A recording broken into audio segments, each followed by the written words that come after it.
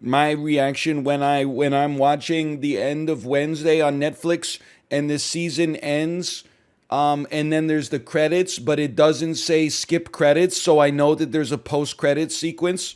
So then it comes back and it goes dunk dunk, and they show there's a dunk dunk dunk, a knock on the door at Adams Manor, and thing goes scurrying down the hallway,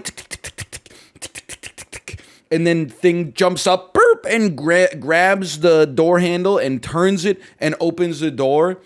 And that there's, I'm trying to think of who it's gonna be. Let's say it's who's a big like TikTok celebrity. It's Charlie D'Amelio, and then Lurch says, and then Charlie D'Amelio goes, "That's right. My name is Thursday. Thursday Adams." Oh man. And then it goes do do do do, and then it ends. And you go, "Whoa, I can't wait until season 2 to see what's going on with Thursday Adams." And then 2 days later, Netflix says, we've made the difficult decision to cancel Wednesday after one season. We know this isn't what you wanted to hear, but we thank our excellent cast and crew for what they did for us. Here's the thing, because we're like Canadian gamers, we want to get together, we want a game. Everybody is talking about the game drought. I don't even know if Apollo is awake yet. Apollo has done 3 streams in a row of that are pure just chatting, where he and other gamers that he's friends with just talk about how there's no games to play for like 6 hours straight. And I'm in his chat and I go, "Sporkle?" And he goes, "No, I'm never going to play Sporkle." And then I go, "Hey, do you want to play you should do some crosswords. I'm sick of crosswords." I said, "You got any apple fritters?" He says, "Nah, we're out of apple fritters." I say, "You got any bear claws?" He says, "Wait a minute. I'll go check." Nah, we're out of bear claws. Okay, I just got verbal confirmation that we are going to indeed be doing Fall Guys. Let me make sure I've got the Epic Games launcher open, where only the most epic of all games go to play, and the epic gamers amongst us go to meet them. Fall asleep, guys? Listen, I can't be mad. I love turning game names into resident sleepers. For example, when I was in Apollo's stream and he was talking about how there's nothing to play, but he wishes he could be part of a D&D campaign, I said, "Oh yeah, that'll do it. Z and Z." Oh man, and you have never heard more -2s than immediately. But you know what? At least it got that chat activity up. What about EU4? Oh, you mean you're asleep? Universe snoozes 4. Kaprizov had Rogers Arena pogging. Hey, as someone who was sitting at in the stands at Rogers Arena, I assure you, no one in the stands was pogging. I'm not knocking the fact that we got our butts kicked by Minnesota. Minnesota! But if you think that the arena was pogging, you were not watching the same game that I was. Me and the 2 old guys next to me were just talking about inflation for like 45 minutes. Didn't have the heart to tell them that beers aren't $19 at Rogers Arena because of inflation. It's because the owner of the Canucks has an ongoing litigation and alimony trouble, child support payments, okay? Any advice? I'm preparing for a very hard exam. Listen, it's 'tis the season apparently. My advice for a hard exam: if the exam is 24 hours or more away, you should be studying right now. Unless you're doing like a Pomodoro thing where you study for like 20 minutes and then take an 8-minute break, and then every 4 cycles you take like an hour off or something like that, in which case keep watching. If your exam is within the next, well, even, I'd say if it's today, if you will not sleep, oh, the game crashed. I didn't even touch anything. If you will not sleep before the exam comes to pass, you should just eat a nice breakfast or lunch and listen to some music and enjoy, like, get yourself into a good headspace. Because here's the thing. That winding yourself, people are different, but here's what I'll say. Some people, when they get stressed out, their mind seizes up a little bit. I remember my first year of university, I I was doing fine in calculus, right? This was like maybe literally the first exam I took in university, first final at least. I was doing fine in the calculus course. Show up to the final exam, look at the first question, carry the 3, I don't know the answer. Let me move on to the second question, I'll come back. So, I don't know the answer to this one. All of a sudden, I'm like, oh shit, I don't know the answer to any of them. I look through the first page, I don't know any of the answers. I don't even know how to do the processes. I look through the second page, I'm like, I don't know any of this shit. Get to the third page, and there was a simple question. It was like, what's the derivative of x squared? I was like, guess what, MFer, 2x. Then I realized, wait a minute, I know calculus. I went back to the first page, tuck, tuck, tuck, tuck, tuck. Second page, tuck, tuck, tuck, tuck, tuck. Anyway, long story short, I did fine on the exam. I didn't get 100, but I did okay. So your mind can seize up. You ever find yourself in a situation where like your adrenaline's pumping? You can't remember like your own phone number or something like that. You're paying for something at the grocery store. They're like, hey, what's your account number? And you're like, I don't know my own phone number. I don't know my own postal code. And then you just take a deep breath and you're like, oh, wait a minute. Yes, I do. It's right there. So I think it's good to keep your mind as relaxed as possible when you go into it. But you should study in advance. Gosh, it feels like it's been a long time since we did any gaming. I think that's damn true. I'm not going to be here next week, boys, by the way. I don't think I'm going to be here next week either. Can I tell you? And this is like an ultimate am I the asshole, okay? You are, but yes, go on. My daycare is taking next Monday off for Hanukkah, but the daycare like worker is not a member of the Jewish faith. The Hanukkah enjoying society. Exactly. Right. Which means my ass is taking a day off from work for Hanukkah, because otherwise my kid is going to be unsupervised, like swallowing magnets and AA batteries. Yeah, or like the little round batteries. The watch batteries. Oh, yeah, those are the worst ones. You got. I think those ones they just pass right through you. I don't know. I've been eating those for like 30 years. I was thinking about it. Well, listen, I don't want to be the guy who says, well, I'm not going to be here anyway, but actually I'm not here next week either. Really? We're going on a week-long vacation right before Christmas for the first time ever. Where are you going?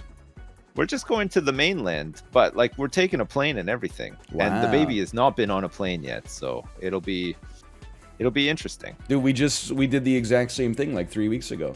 Took her on her first flight ever. Yeah. Oh, of course. Yeah. How did that all go? She was chilling, honestly. She did rush the jetway in the airport like 10 times. Like we'd be like, you have to sit down in the chair and like just wait till they call our group, and then she'd be like, no, and then she'd get up and try to run like to board with the U.S. active service personnel and stuff like that. It's like, I was like, excuse me, we're in the United States of America right now. You're gonna get me tased or something.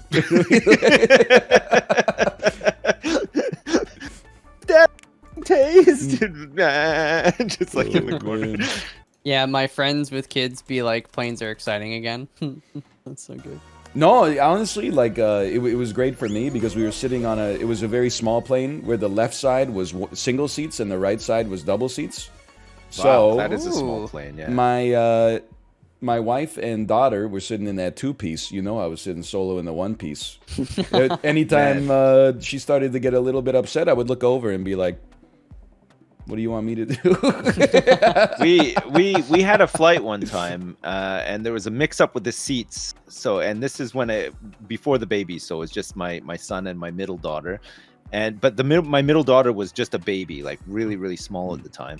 There was a seat mix-up, so my wife had to sit with the baby and my son, and then I was in a seat by myself, like at the front of the plane. Seat 1A. And then they promoted you to business class. No, but the baby started screaming like murder screaming, like it was so loud. But I was just at the front of the plane, like just playing Darkest Dungeon. Like, I don't know who that is. You're listening to Men at Work or something. You don't even know what's going on. Yeah, I completely just pieced out of the whole situation. And you were like, hey, somebody shut that baby up. God, don't you hate flying with all these crying babies? Yeah, God. When you know it's your own doing it, but you don't have to get involved, it's a really weird feeling. Weirder than when it's just somebody else's crying and you're just like, oh, God. just make them stop. Okay, yeah, I'll just make them stop. I have the tools to do that. I was feeling pretty good. Like, I don't know if this is normal. I'm gonna guess that it probably is, but it sounds abnormal. I was like comparing my baby's behavior to the other babies on the flight, and I was like, she's doing a good job, man. Yeah. Some of the other babies are going crazy. My baby was just like, watching Baby Shark videos on her iPad. Oh, that's good. And you can't hope for better, right? Especially I know, when right? you're traveling, because it's like it's just something you just want to get through, right? You don't want to. Yeah. You don't want all the. Oh shit! Sorry, I fell off. You don't want all the hassle. And did you guys hear the news? Did you hear about that big explosion over here? No. Somebody told me before we got on the call together. Yeah. An apartment block, a 3-story apartment block with 6 apartments in it, blew up. There's a gas explosion, and it was enormous. Like, it flattened it. Like, it's insane. They're still looking for people in the debris. There's like 5 people confirmed dead. Like, nothing like that's ever happened over here. That's scary, man. Yeah, it's wild. I had no idea. I didn't hear it, but my mother-in-law heard it, and she lives like quite far away from where it happened, and she said it was so, like, super loud. But I suppose it would be. It's like a full explosion. Is the Ube cafe still okay? Yes. Okay. Yes. That's not. I was gonna say that's what really matters, but it's really not. But No, the Ube is still open for business, I think. Dude, we have At some 4 a.m. I was in comms. No, I was actually asleep for once at 4 a.m. But my mother-in-law said that she was putting the dishwasher on. It was like 3:30 in the morning.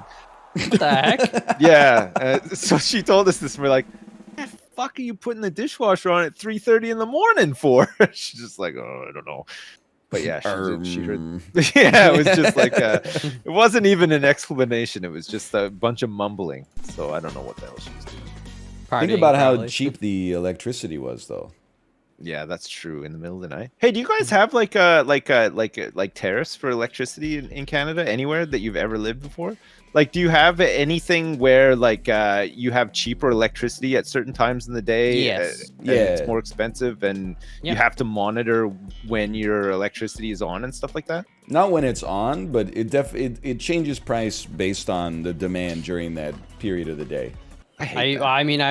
We didn't build it, but there was a pump storage project that we were trying to develop. But I mean, it functions on the same thing, right? When the price of electricity is low, you turn on the suck, you suck the water up into a reservoir, and then when demand is high, you release the Kraken back down to generate power on demand. It's pretty cool. Yeah, that sounds pretty cool. Yeah. You built that yourself? No, but it was like a project that was in development. There was like an old quarry that was just basically sitting there full of water. So in your old job, you mean? Yeah. Yeah. No, Not this in was a Minecraft. sponsored thing that he did for Not in Axis Minecraft. last week. I'm out. Sips, you have a smart thermostat? Yeah. Okay. I like they send me It's a emails smart too, one. right? Because you can set it up so that it'll like heat or cool Yeah. when it's cheaper. And then they send you a graph and they're like, you were better than 90% of other people. And you're like, See, nice. ours is like fixed times, like in the day though. So like between 1 and 3, it's more expensive, and then between 5 and 7 at night, it's more expensive. Yeah. So like Makes sense. we have like a schedule, like it's like I have like an app on my phone, like with a scheduler that like I can configure for it.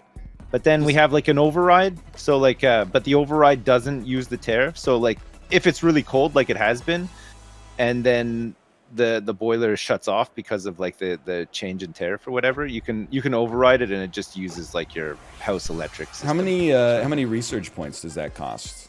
You have to have a tier 5 researcher leveled up beforehand, and but they also have to have high eye level research gear. Like they have to have a high eye level magnifying glass, and also a high eye level research table. You I also need to understand, have the mechanic at level 3, and Yes.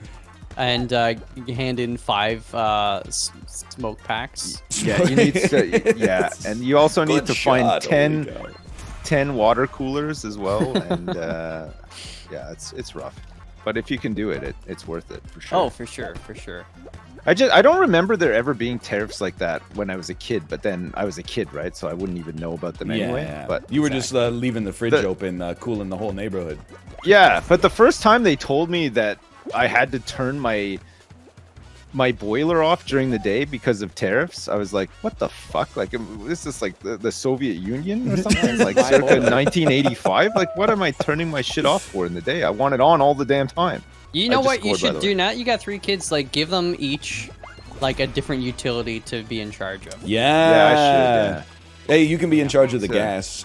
You're the minister of gas, and I'd like you to be. How was your trip to Mexico? Was it good? I had an amazing time. Had you ever been to Mexico before? No, and I would still say that I haven't really. Right. 'Cause did you stay like on a resort or something? Yes. Right. Like, well, we were on a cruise, so like we went to 3 different places in Mexico. So we went to 3 cities. The first city we went to was Cabo San Lucas, which is, I don't know, like a place in the world where it's permanently spring break. And Nice. Every restaurant was called like Donkey Dick, Tequila Willie, Senor Frog. And then, like, wow, as soon as I was there, like we stepped off of the boat, I was like, this shit does not look like my kind of place. No disrespect to Cabo You took your San family to Lucas. Donkey Dick. Yeah, we had lunch. We had all you can eat at Donkey Dick's. Nice.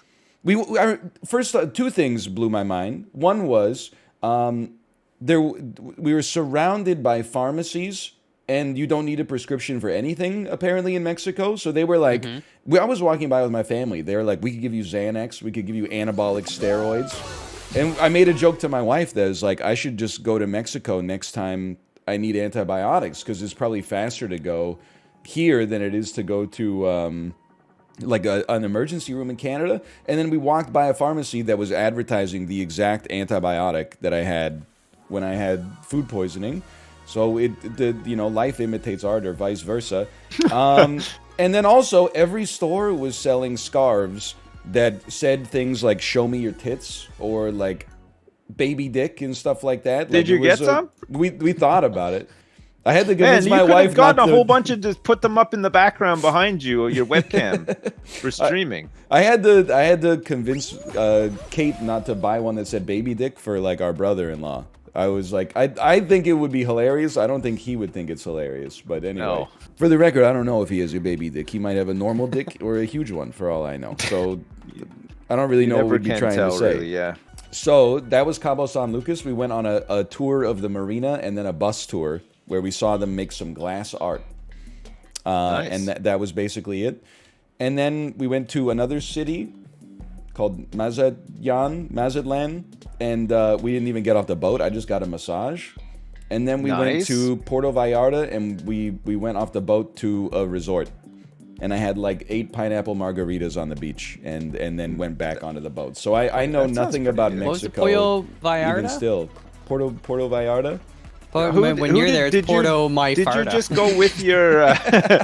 Did you just go with your wife and your daughter, or did you go with like extended family as well? It was my wife, my daughter, my wife's sister, her husband, and my 2 nieces. So there were like Oh, wow. 7 of us. Wow. Yeah, that's a fairly big group. Where was my Yeah. invite? I mean, didn't there's invite an Mel to open go? invite. There's an open invite. See, didn't because get it. every cabin has a bunk bed, and we're only using like one of the bunks, so you could always sleep on top. Yeah. Dude. I always wanted to be a top bunk guy, but I was an only child, so instead I just had like my own bed. Power bottom bunk.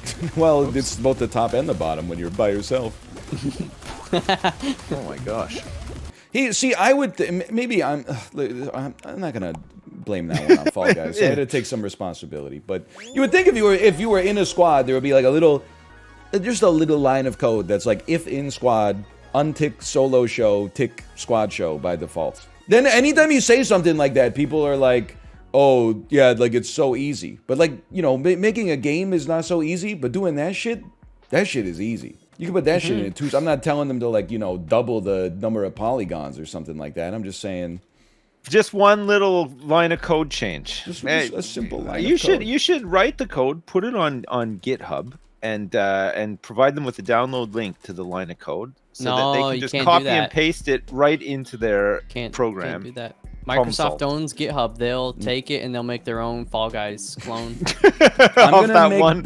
I'm off gonna- that one line of code. I'm gonna make them pay by the letter, Cool, I like That's a that. good idea. and yeah. I'm gonna be leaving They got exhaustive epic money now. documentation. Yeah, come on, $1 million per letter in the It's gonna be syntax. like /****, new line. This is a method that something, and it's gonna be like 17 lines just for the comment, and then Yeah, just do a comment that's like literally like some like Dostoevsky like book or, you an know, or- online War recipe and Peace. for vegetable soup. Dude, freaking don't get me started. The on these online inspiration for recipes. this method came to me while me and my husband Domino were riding Oh, on no. camels in the Moroccan desert. So, You were you know, inspired to write Fall Guys code? Our guide, Chambe, took us to a hut in the middle of the mesa and presented us with the most wonderful yucca root soup I've ever had in my entire life. That inspired me to read the ingredients list off of the back of a Campbell's chicken noodle soup can and then recreate the recipe live for you on the internet. man, I'm telling you though, I'm getting sick and tired of the online recipe website BS. I was looking up recipes for hummus. They're all the same. They even all have their own like little note about like you gotta put in Oh my! this. I got absolutely demolished there. I was right at the end, and I fell down the hole, and it put me back so far. Are we not gonna qualify? I don't think so. No, we can't. We can't qualify. There's no way, right? I'll No. leave the show. I left. Oh man, I don't know why it put me back so far. Oh, dude. It put me back really far. Sorry. I definitely, I'm with you, Malv. I mean, all the online recipe sites, they're like all SEO, right? Like, hey, you found this page because you're looking for best Instant Pot recipes for a Ninja Instant Pot Air Fryer, KitchenAid, Frigidaire Hamilton Beach Kitchen for your kitchen Instant Pot Air Fryer combination. Best air fryer for its price recipes. Do recipe videos do that thing that everything else is doing now, where they try to make you feel like a sense of urgency to watch the recipe video? Like, watch this now before it's too late. No. You At the only start of the have video, 4 days yeah. left. They just to autoplay uncover it. They this don't amazing recipe. They don't give you a choice. They just autoplay it, and in the side, in the bottom right. That is so true, that when you go yeah. to hover over the X, your little this scroll bar thingy kind of expands, so you can't even hit the X unless you're like pixel perfect. Every recipe website, my browser's like, hey man, this site is using excess energy because there's like 20 videos autoplaying and everything.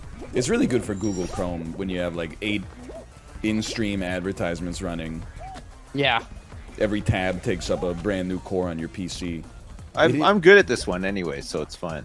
We don't need I Joe. didn't want to say it because I don't want it to be seen as like cyberbullying.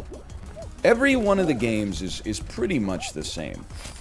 Yeah. Well, sure. every but video game is pretty much the same when you think about it. what about performance nerves though? I was thinking Factoring about that that during the Chessboxing that I watched yesterday.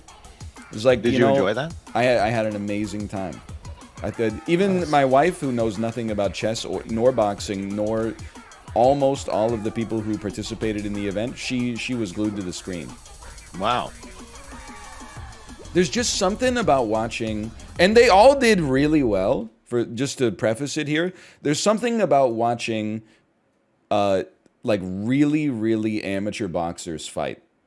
Like when you're used to seeing some professional boxing where they had like, you know, they're throwing clean punches and playing some defense and stuff like that, and then you watch like amateur boxing and you're like, okay, they know what they're doing, they're trying their best, and then you watch real amateur boxing and they're just throwing nonstop haymakers. Oh man. Putting up no defense, no, like 2 of the 18 boxers threw a body shot over the course of 3 rounds of boxing. Everybody else is just swinging right hooks at the head 99% of the time. Oh, it Like was if great. you're playing, I don't know much about boxing. Like I've watched it a couple of times, but I feel like if you're spending all your time defending, you're just gonna run out of energy quick, right? At least that's what happens in Punch Out, and I'm pretty sure that True, has to true. apply to real life as well. They say that the best defense is a good offense, so I would just keep punching as well. I wouldn't bother to defend much, I don't think. What are these? No idea, dude. What the heck is this? I have absolutely no clue what's I'm happening. just following everybody else and hoping for the best. It seems to be working actually so Oh, far. I think I found it. No, no, no, no, no. Oh no, I went. You can go back. Oh, no, I'm at the start again. No, I'm not. Yes, I am. This is not a good event. Whoever designed this should probably I don't want to say get fired, but maybe Maybe they should get fired. maybe don't work. Fire them on the 24th of December. What is like this? Why is this? How is this fun? Is this good? You have to Chad, guess is the this good? portal. If then I forget. Just I'm through. follow the maze on the ground. I'm through. Oh. Yeah, but that's still. How did you do this? I just followed everybody else. If I saw somebody going into a portal, I just went in there too. And also, before you get on the slide, go on your belly. You'll go faster. Do a dive. Quick mouth. Too late. Yeah, you got to do it faster than that. Like the minute you go in the portal, do a belly dive. Okay. You'll Now see. that I understand there's a maze on the ground, I feel like this whole world is opened up. Yeah, to but me. I don't want to look at the maze each time. Well, that's Well, that's why you're never gonna win, Malf. That's your Because you're not problem, isn't prepared to. You're not prepared to put in the work, and the effort. bro. I can't solve this maze. Jump off the ledge on the blue one. It takes you to the yellow one. What is this guy talking about? Does this guy know what he's playing a game right now? Yeah, I found the hack. Jump off the edge on the blue one. It takes you to the yellow one. Isn't yellow backwards though? No.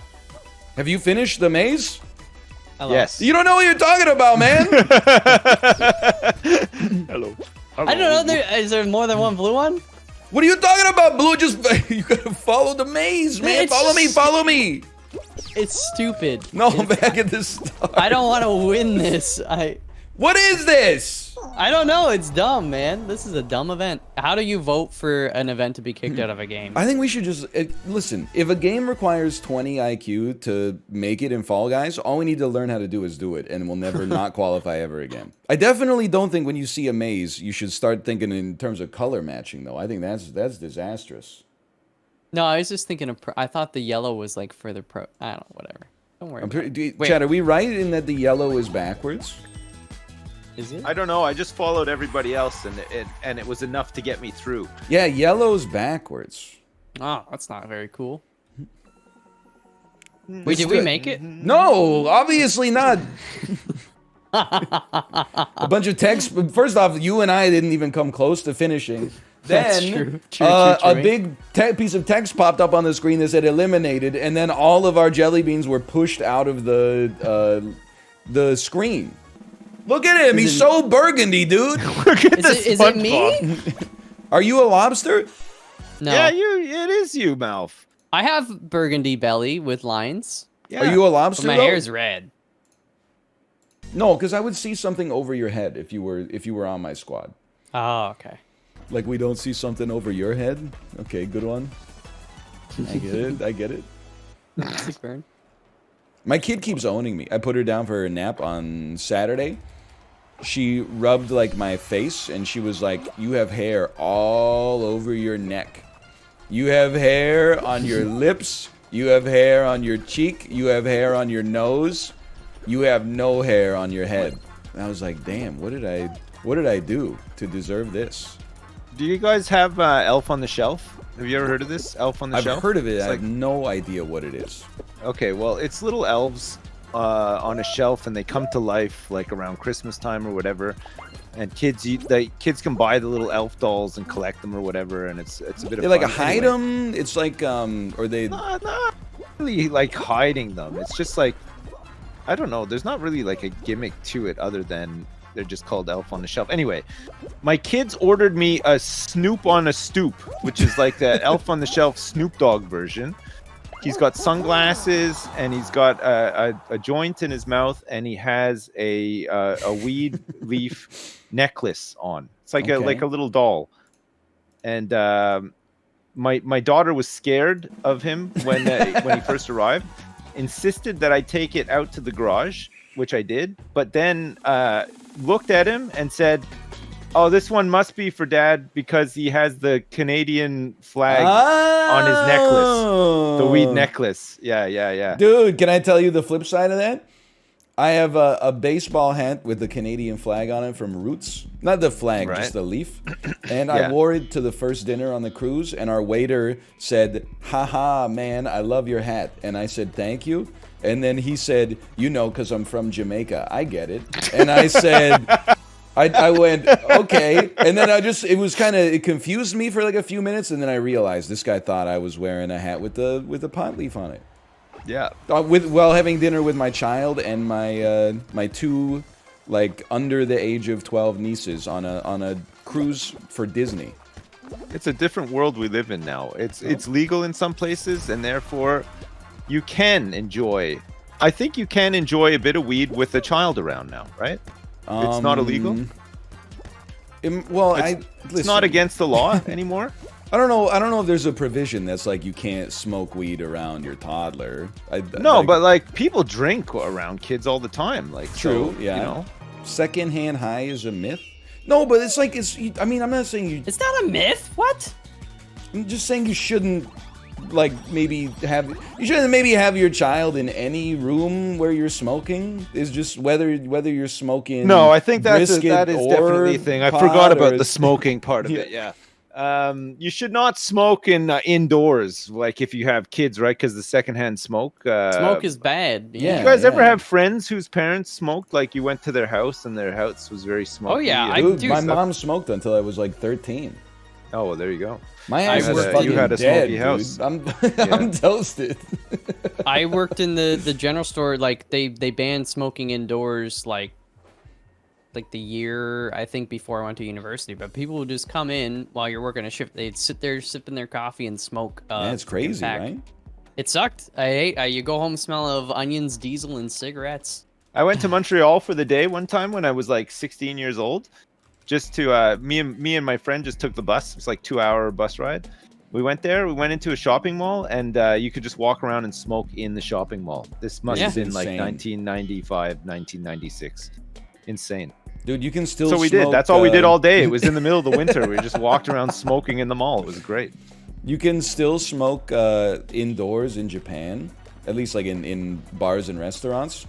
And if I'm in a Japanese bar for like an hour, I just start to feel like shit. We didn't realize. Yeah. When I say we, I was like 12 when they banned it, but like it makes a huge difference.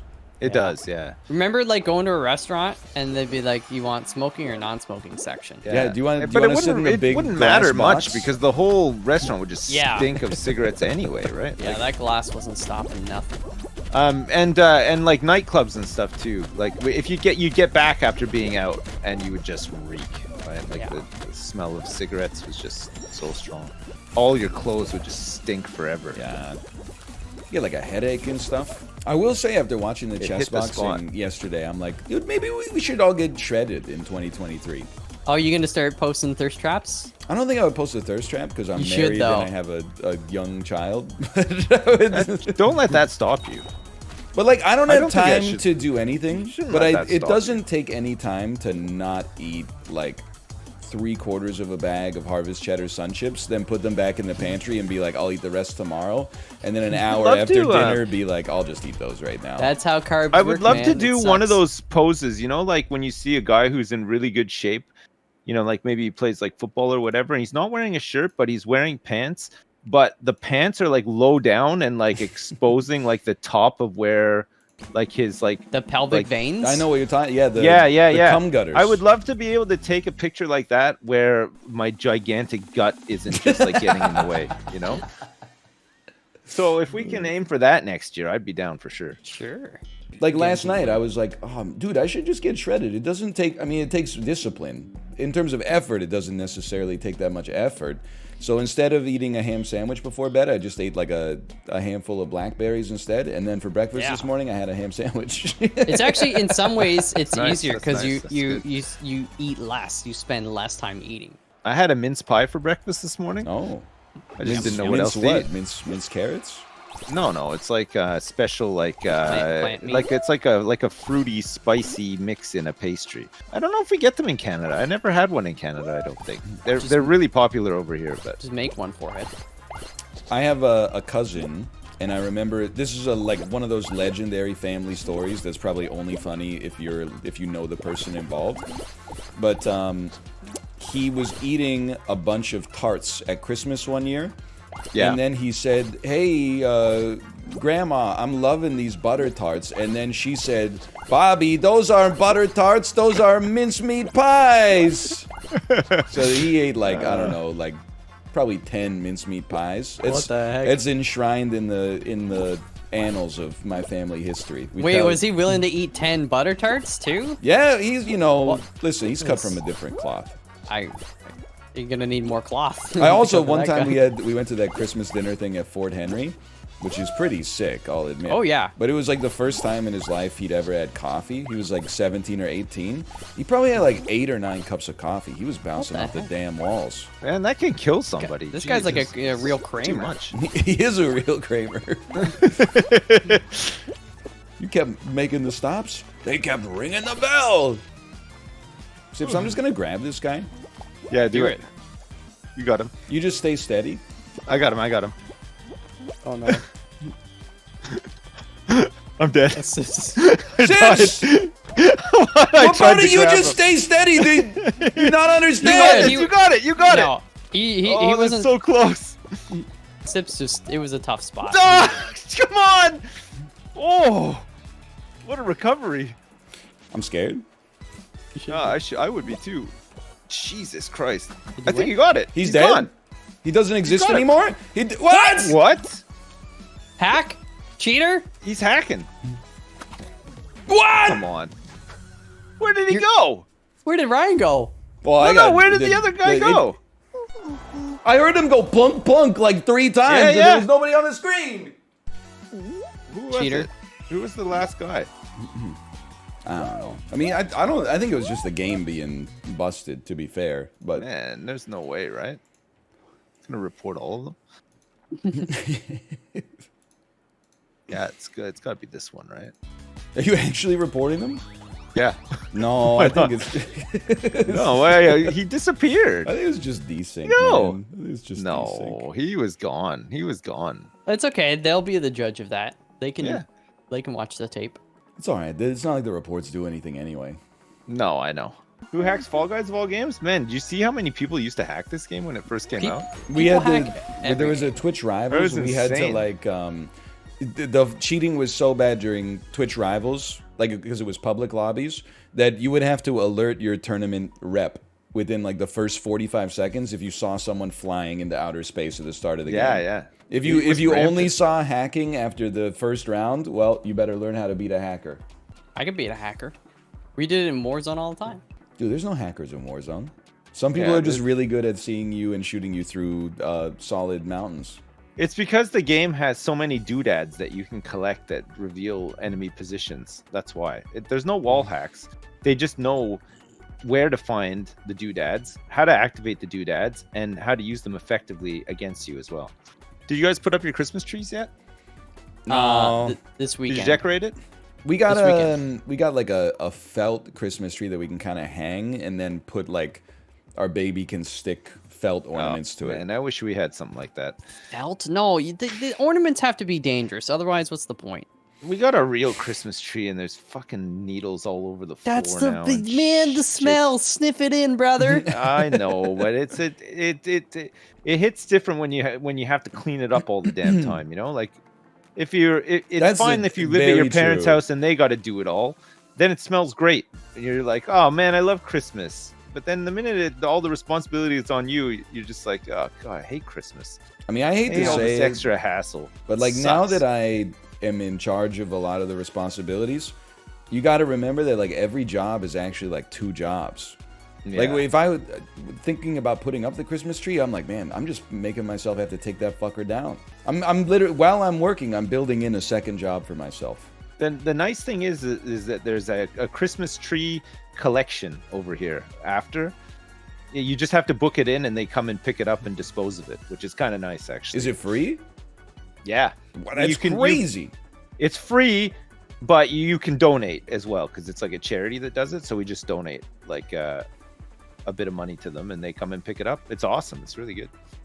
Oh, It's like you know one less job, I have a genius That is idea. nice. Every year I'm gonna get a tree, and then when I'm done with it, snip all the branches off. So I got like a little log, collect the logs, and then over the next like 20 years, I'm eventually gonna have enough to make a bench, a Christmas bench, and I'll glue them all together, and then I'll carve like a little Christmas scene into it. I'll sell it for millions of dollars. Nice. If you can sell it for millions of dollars, you should just buy like a couple of pieces of wood right now, I think. You could just write a couple of lines of code for Fall Guys and Yeah, sell that. man. Sell it to my It's probably easier. You could just fix a couple of the outstanding issues in the game, and then make a tidy profit off the back of it. You know what we should do? Here's the thing. What if we made like a bench in the park, Yeah. but it was like obviously nicer than the other benches? Like maybe you could recline on it.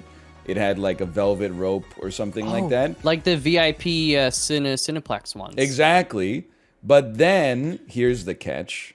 We charge like $9 a month. And you can sit on any of the plush benches in our network of park benches. But you gotta like scan a QR code on your phone for the Right. bench. Otherwise, spikes shoot out of it. We should partner with like police Mercedes are as called. well. So like if you pay an extra $3, you get like accelerated reclining. Oh! Yeah, it just sends you back quicker. Yes, yes. I think that's worth $3 for sure. It's only $3. Or does it $8 on the App Store. Yeah, it is crazy how much like subscription stuff there is like Yeah. It never with ends. cars and whatnot. Like Yeah, like the one that everyone was laughing about, where BMW is charging like $3 a month for heated seats, even though it's built into the car. I wasn't joking about the Mercedes is trying to charge more for accelerating, like making your engine like a little bit faster. But yeah, heated seats is dumb. We got a second car because we needed one like to ferry kids around and stuff like that. One car was not enough. Understandable. Yeah. So we have a second car now, but our second car has a little camera on the back so that when you reverse, you get Dude. like on the screen, it shows you behind, and it's a game Well, changer. welcome It's so to good. 2013.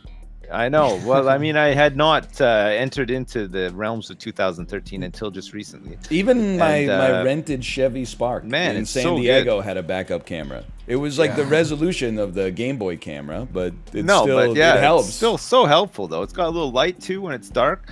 It's incredible. You can just see everything. It's man, I love it. Also they recently added like a switch down where normally there would be like a little wheel that you crank, and you can just press that switch and it'll open your windows for you. Hey, It'll roll them right down. True story. One time I took a cab in Cairo. We were visiting. I'm out, by the way. I fell off the first cliff. We were in Cairo, visiting Cairo. We were in a taxi cab. It was really hot, and we were in the back of the cab. Went to go open the window, and it was one of those crank things, but it was missing. Like it just wasn't there, so we couldn't open the windows. So I said to the guy, "Hey, can you open the windows back here? It's like really hot." I don't think he understood any English or anything, but this much he did understand. And he just put his hand like behind the seat, and in his hand was the window crank. He had one for all of the windows in the car. You just had to like interchange it whenever you wanted to open up one of the windows. Oh man! It's like he had like a toolbox up there with just like a window hand crank and like a couple of other particulars to the car. It was good. like those phone operators like switching the lines. Man. There's something about that's so funny. It was weird for sure. But we were told that like they love to haggle in Egypt, so we were like, yeah, let's get a cab ride and then we'll haggle the price right down. We'll pay like nothing. They don't like haggling. They just want to rip off tourists. Like they are not interested in haggling with you. Like their haggling is just like, give me $80 for this 5-minute cab ride or else. That's it. There's no there's no room for compromise in there whatsoever. I believe that. No, but that's and when they you seem start hardcore farting. as shit as well. Like, It's when you start farting. Hey! I believe, okay. Ryan. I I'm believe. okay.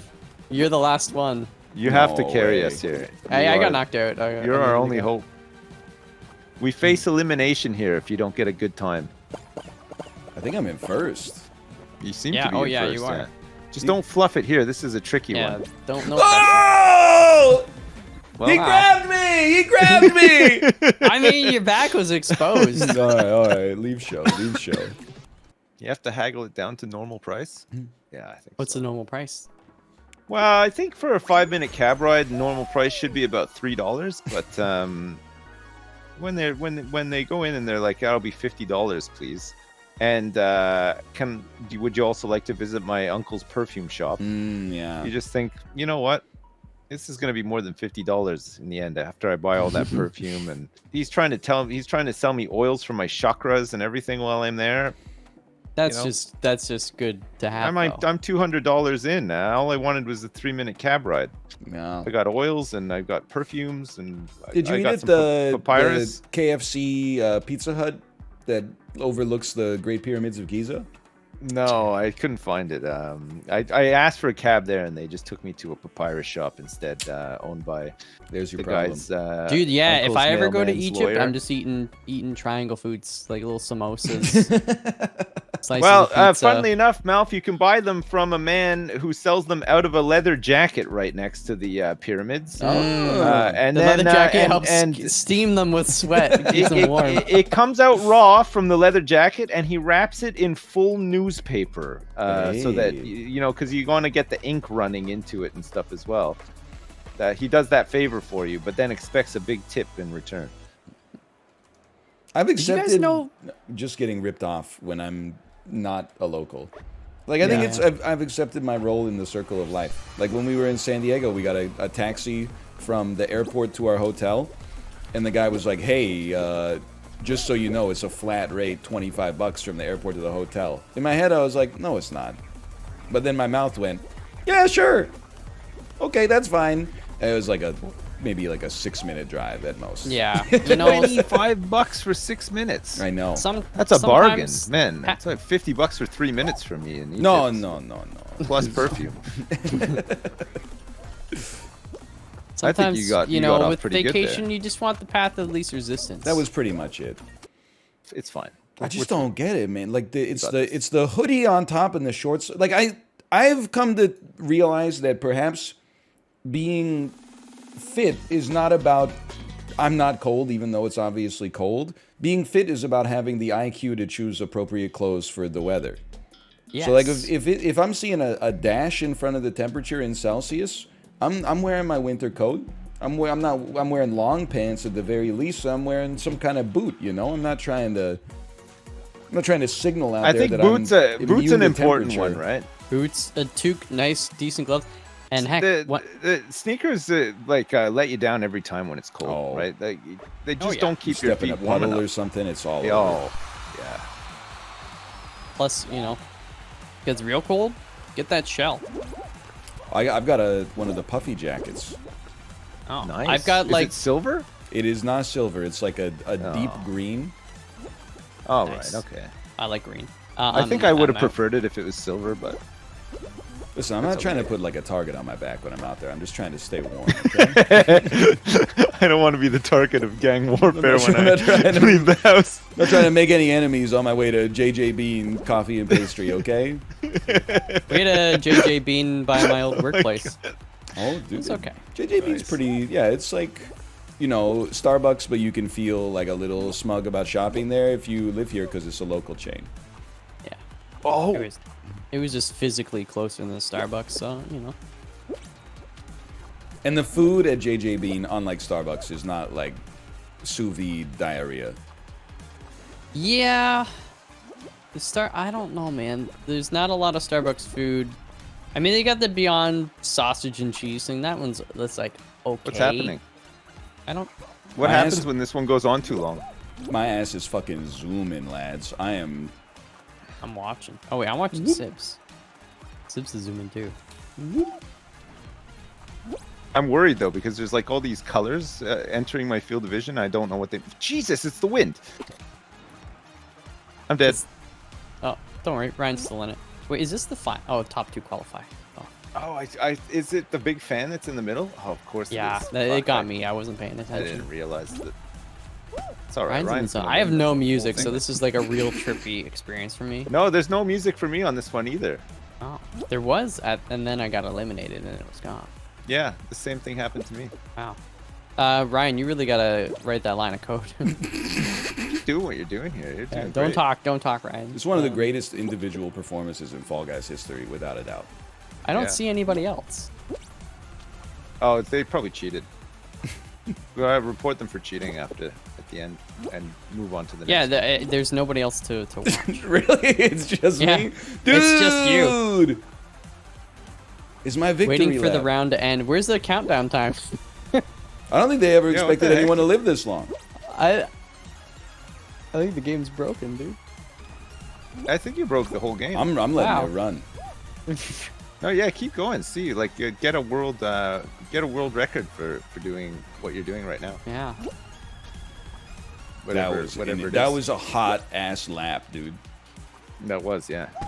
Oh, that wasn't your still- finest moment. Wait, your ass has been eliminated for like 90 seconds. Yeah, I know. Oh, but- there's a countdown. Let's go. Oh, look. It's probably Team the best effort. to ever do it in history. Team effort. Qualified. What the hell? Of course we qualified. Why did it go on so long though? That was just a flex. Oh, it's the one. It's the last one. Put me back on the swiveler, man. I'm warmed up. No! Break off! This is the third time we've had Jinx. It's just not good. Every time. At least it's not tail grab though. Team tail grab. Oh, that's true. Is this me? This one oh, sucks, Sips is he's the Jinxie, isn't he? I'm Man. the leper. I'm the leper. I'm going. We're yellow. Okay. Oh, blue's coming for me.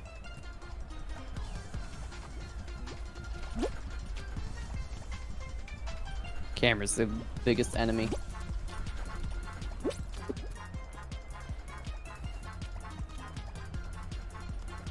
Oh yeah. I can't get them, by the way. These guys play this game too much. No, you gotta interpret where they're going, you know? Yeah, I'm trying, but I mean, if I get jinxed, I'll help, like, hold dudes for you. Here, I'll hold Yeah, this yeah. guy. There you go. You didn't get- grab me. I'm insane right now. It just was a Yeah, I got 90-minute one. warm up.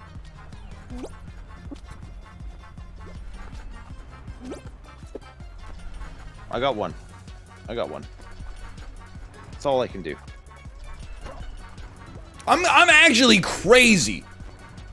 Okay, there's a guy in the middle. Middle? He's in the middle. He's coming back up to their side. Along the side. I tricked them into chasing me. He's back through the middle. He's going over to our side now. Oh no, they did double team me.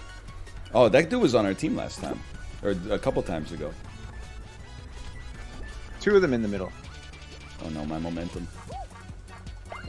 Got him. Sips, Nice. great job. Oh, I'm Thank you. quadruple team. I'm free. Fuck you. There's a guy hiding in here. I can't see. In the middle. He's gone through the middle. Over Oh, I to our see him. side. You got him. He's coming right at me. Oh, now he's turned around. Yeah. He's going up the ramp. Yeah, get his ass. Push him off this side. He's in the middle. He's in the again? middle again. What? How did you miss him? Oh, the half height wall. I need him. He's in the middle again. He's in the middle again. Do Now some it's going off on the anticipatory side. movements. Somebody come up the other ramp. I'm coming up. He's gone off the middle again. I'm gonna hang out in the I'm gonna middle. stay on the chase. You guys head him off. Yeah. He's gone through the middle again. You got I him? almost got him. I got him. Let's go! I got him. We got him. We got him. Good job. Oh, Good job, buddy. great Eat it, bitch. teamwork. It's the easiest game of all time. Oh, baby. Mad Paddler. I like that. I like that banner. That's nice. I love winning. Oh, Man, I do man. love to win. My favorite thing I've ever done.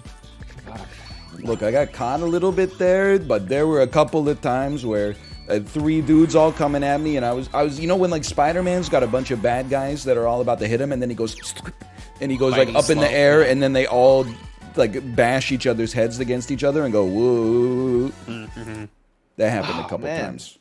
Feels great to win, huh? I refuse to act like I've been there before. I'm gonna act like it's the first time. I still get the shakes. Me too. I'm shaking. I'm shaking. You can dance all Dancing, day. I'm You can dancing. dance all day. I killed somebody. You killed Sky Pilot, dude. Yeah, Sky Pilot 82's he's out. I pushed somebody out. You didn't see Oh, it coming. look, the back of the arena is flipping over. Oh no. This is where shit's gonna start to go crazy. I'm going for it. You know, I'm gonna go kill some noobs. I'm gonna kill someone right here. I got him. Oh shit. Trying to kill this noob. I panicked. I'm out. I took 2 with me. Mouth, your side is in trouble, I think. Yeah, I know. Okay, never mind. It's okay. Oh man. Mouth. Yeah. I got it. I got it. I got it. Oh man. Sorry, lads. Sorry, guys. Watch this. Oh, It's only me out, actually. You guys are all in. yeah. I'm trying to psych this guy out. Get him. Get him. Yeah. Get him. Let's got go. Oh, me and DJ Upton got. Mouth. No, it's okay. I'm DJ and we got one out. It's all good. It's for the greater good. Mouth, why weren't you paying attention? I got smacked. This guy knows what he's doing. Oh, Look at this his guy. outfit. Look at this. Our puppy is having a eternal battle over here. Maybe come and help him. That's a great idea. I'm on my way. I wouldn't do it actually. I was. Oh, he might have him. This is fucking chaos over here. Hey, look at their other guys coming to help now too. He's hopping mad. Whoa, whoa, whoa! Whoa! I lived. The other guy did too. He's still in. I thought I saw somebody. Our other guy's in still too. No, Oh, no. he's losing it though. Whoa, whoa, whoa! All 4 of us are over here, but isn't this thing gonna start to? It's gonna get. Oh, he almost had him there. He almost had him there.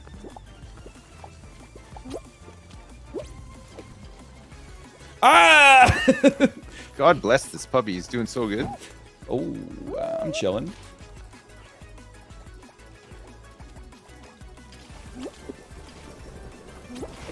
Hello, sir. Careful. Careful. Why are you Get his ass. Miku number Get his 1 ass. fan, Ryan? I speak the truth. Oh, that was close. That was close. That was close. You guys are together? Yeah. Oh, shit. Oh, he's out. DJ Upton, he's gone. It's down to you, Ryan. You got this. Just concentrate. Oh, shit. Bro, they're on my ass. Get me out of here. Okay, it's just... You You did it? You won! Oh, my God. Great work. Holy crap. Congrats. Oh, I don't know what's going on there. I was just running from tentacles, man. I think it Jesus. was the guys that I eliminated that earlier 2 in a that row? You guys know did do a great job of. I walked so that you could fly. Oh, you guys thinned the herd like crazy. I did kill a couple of people at the start before I then plunged into the soup myself. I jumped right in. I'm still pogging up from that swiveler round though, man. Oh man. You guys want to do one more? One more? Yeah. Yeah. A lawyer? Well, yeah, too bad he's not an actuary. Ryan, what's your favorite Christmas movie? Elf with starring Will Ferrell. It sucks because like I do think of the movies that qualify as Christmas movies, like Die Hard is like the best of them. The catch is I don't want to be one of those people who is like, you know, my other car is a TARDIS. I don't want to have a Decepticon logo bumper sticker on my car, etc., etc. No. What about National Lampoon's Christmas Vacation? Christmas Vacation is definitely I love that one of the best. Yeah. I think that's one of my favorites. When he cuts into the chicken and it goes. Yeah. Yeah. Or Elaine and the other guy. It's good. I don't know, Margot. When like they just get terrorized through like the tree going through or the ice breaking their window. Oh, so good. Home Alone. Belly sliding. Home Alone is a great movie. Please employ the belly slide here. 1 and 2. Yeah, you have to do the belly slide on this one. Hey kid, suck brick. You know, it's so good because like that would murder a dude so quickly, getting hit from a brick thrown from like 4 feet up, and then the corner just like connecting with your skull. Dude, that is like it's almost time for my annual Macaulay Culkin's character should be in prison bit from Home Alone 2. Home Alone 1 was self-defense. Home Alone 2, he goes looking for trouble. Yeah. He had no reason to get the bad guys. He could have just let them rob the toy store. Instead, he goads them to go to his aunt's renovated brownstone and then electrocutes Wait, Marv is that so the hard. one where there's the pigeon lady in the park? Yeah. She saves Macaulay Culkin from being killed. Why does he always have a soft spot for like these sort of like older? Because they're just misunderstood. It's the true meaning of Christmas. Is you know, other. He gets to the dove. People. Remember the doves? Oh yeah, that's right. Yeah. Yeah, and the Mr. what's his name, Clark or something, or the Toy Star guy who's like the sweet old dude who like talks about himself in third person like some kind of psycho. Was that the guy? I thought that was just the cashier who's no, like... that's the guy. Really? That's I thought it was like, yo, Mr. Clark loves his toy store. I thought he was talking about his boss. And you know, every year he gives all the toys to all the kids. Whoa. I'm pretty sure that's not him. a Christmas movie, but it's still a holiday movie. Planes, Mr. Trains, and Johnson. Automobiles got to be up there. It's a great too, right? movie for sure. That's a fucking great movie. I have so much nostalgia for that movie too. Like, it always takes me back to being a kid. But like all the best parts being a kid, you know, like being comfortable at your house, like around the holidays and stuff. Oh yeah, eating way too many Christmas. Way too many Christmas kisses and Christmas Hershey's Kisses. And... Yeah. Well, most comfortable part of being a kid, when those are pillows, you don't have your hands in John Candy's butt cheeks. Oh, here we go. I love the part when he's trying to get his rental car, and he just goes off on the lady at the desk. I want my fucking car. Uncle Buck though, when he now. flips the pancake with the snow shovel. But Kevin Macaulay Culkin's in that too. Yeah, he should be in federal prison. I mean, like in Home Alone 2, Marv falls on 4, his back. Lost in federal prison. They already have a Home Alone 4, unfortunately. We're on Home Alone 5. there. I think they made Kevin goes to might be a federal prison. 5. I think there is honestly. a 5 now. They made a remake like last year, or like a Home reboot. Alone 12. There you go, Home Alone 12. Welcome Dude, to he'll go to Kevin the moon. Next. He'll go to space and he'll like set up traps on the moon. Hey, maybe they'll find Harry Kane's second penalty ball up there. Yeah, you know what I'm saying? You know what I mean, guys? Oh man. I'm out. It's just me and the random, man. Is it? Oh. Well.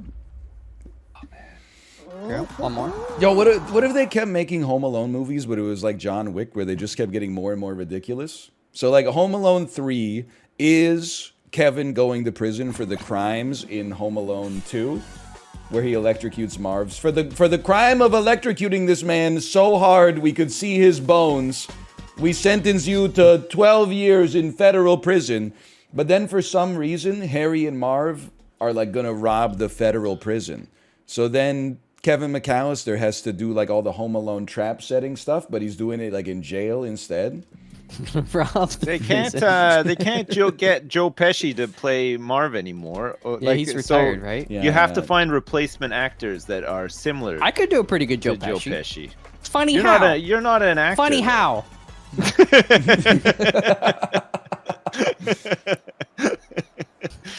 told Okay, you. you got the part. You got Hear me out here. The new Wet Bandits, Kevin Hart and Dwayne The Rock Johnson. Oh, that would be But they're like hilarious. wet bandits because they're porn stars as well. What the hell? This is a family film. Imagine every time like Kevin Hart narrowly avoids getting hit by the paint can on the stairs. He's like, "What the heck?" Oh, hell no. I can't do a very good Kevin Hart impersonation. Sorry. I Yeah, think the he old says paint what the can heck on the a lot, stairs though, trick. right? I know that one. Yeah, he knows it's coming. And watch out for the paint can on the stairs, Kevin. hell? Oh, what the hell? Oh, you thought I was going to get hit by that paint can. Well, you're gonna learn today. What the hell? Oh, Oh, nice shot. Wait, You remember the movie with that's who in. That's is in. it? Get Hard. Yeah, with It's- Will Ferrell Get and Smart. Kevin Hart. Will Ferrell. Yeah, Oh, and yeah, Kevin Hart owns a car washing business, but Will Ferrell doesn't like really realize that, so he hires him to train him to like deal with prison. That is indeed the plot of Get Hard. Get smart. Oh, it's nice to see Maxwell our own Hart. team is trying to push the ball in our net. Yeah, actively trying to sabotage us. Give it a little push, lads. There you go. Give a little push. Great block there. I don't know. I think it was Sips. There, Great. I pushed one up. Oh, they scored. It's a cracker, dude. You It's couldn't only have one. It's stopped only that one. one. It's only one. What We're do you mean in. it's only? Oh wait. What do you mean we qualified? Oh, we scored one. We got two. Yeah, we scored two. Oh, Oh. I pushed one up. I at thought the we end, scored too. I zero. could've scored that. I got both of them actually. From I bombed them. Hail Married them right down the middle. Oh, that's true. Yeah, when the Rock grabs a heated door handle and says, "Can you smell what my hand is cooking?" That's pretty Can good. you smell what my hand is cooking? Oh, Oh man, dude. yeah, I think that would be a great replacement. Really good replacement. They should replace Danny DeVito directly with the bad guy in Lost Highway with no eyebrows. Have you ever seen that? Who David the hell is Fincher Danny before? DeVito? yeah. Like, what- Sorry, not Danny Joe DeVito. Joe Pesci. I meant Joe Dude, Pesci. Danny DeVito would be great in Home Alone, though. Yeah, Danny DeVito would be great actually, but no, the dude with no eyebrows from Lost Highway would be even better, honestly. Isn't Because that he's so fucking creepy. isn't that dude. Robert Blake? Oh, it could be. I don't I know. think he's in Yeah, prison for I'm the murder. guy, by the way. What? Okay, maybe not use that guy then. Sorry, I didn't realize. It is Robert Blake. Yeah, I'm pretty sure he killed somebody. Oh, dang. Jesus. Do you think he had eyebrows on at the time when he did it? I don't know. Fuck. I'm not part of the jury. I wouldn't want to speculate. I'm just chilling here. I don't see. Oh, hang on a second. Some bad I'm guys chasing on- one. I on need the I need radar. help slowing him down. No. Ah, frick. I need help Oh, slowing that was him an down. insane grab. I gotta give him some credit for that. Who's that? I'll cut him off. Yeah, good Oh, work. it's Good work. Oh my gosh, this guy is amazing. We drove him into the narrows. Let's go! Easy. Oh my God! Is that 3 in a row? Wait, is that the final? God, yeah, That was it. We the won finals. again. Dude, we're insane. We're actually cracked. Lads, I'm not here next week, which means that I won't see you guys before Christmas. Yeah, so see have you a in good Christmas. January. See you see you in next year, 2023. Actually? Oh yeah. I think It's so. not yeah. that far. I mean, today's like the 12th. It's not. It's almost halfway there, right? Is the 12th the first day of Christmas or the 12th day of Christmas? It's the first. It's the first day of Christmas, and your true love should give to you a partridge in a pear tree. I gotta go to the damn pet store. I'll be right back. All right, Ugh. peace, boys. All right. Later. Bye bye. All right, I'm back. Sorry, I just had to answer a couple of calls. I was getting a lot of interview requests because I was part of the team that had an incredible breakthrough in fusion energy this weekend. I was down in California. That's why I couldn't do chess boxing. They were like, "Hey, we've almost got this little ball of hydrogen plasma to create like its own energy to be like net energy positive, but we can't quite figure it out. Do you have any tips?" And I said, "Hey, have you tried adding more lasers?" And they went, "Oh, holy shit. And then they put a couple more on it, and then who knew? Have you considered having the power of the sun in the palm of your hand? You're right. I just ate a Kind bar. Kate, also, I saw your DM. That's incredibly... I'm just going to tell you, it's incredibly pog. We live under a telecom oligopoly in Canada. Our phone bills are like... We don't get what we pay for, let's put it that way. Imagine my surprise when I got a text from my telecom company that said, hey, do you want 20 gigs of data a month for $5 extra? And here's what we got now. I updated our phone bill from $60 per person to $65 per person. That takes us from 3 gigabytes of data a month to 20 gigabytes! And we get rollover data, so any data we don't use gets rolled over and we can use even more data. You know that means I can actually like open Twitter videos when I'm outside of the house. Previously, I wouldn't even look at Twitter photos outside of the house. But listen, so we're on 3 gigabytes is horrible, right? But before that, my ass was on 1 gigabyte. I had to go into the settings menu on Twitter and make it not show photos by default because I was going over my data cap just looking at Twitter for like 5 minutes a day. So 20 gigs for $65 is like, I mean, that feels like a gift from on high. Why not unlimited? Bro, we don't do that. Well, at least like the major ones don't. I guess I can't speak for every company, but I've never heard of like an unlimited plan here. It's a Canada L. The major 3 don't got none unless you got buns, hun. So true, so true. I pay $80 for 2 gigs. That, Apollo, that's offensive to me. Because I thought like one of the shining diamonds of living in America is you get unlimited data for like less than $75 a month. Don't take this is literally not meant to be offensive, but I guess if you don't leave the house, you don't need unlimited data. So if you get like no data, who cares? Although, since you live in Texas and it's the winter time, you might want to up your data level a little bit just in case your power goes out. You can still have some connectivity to the internet.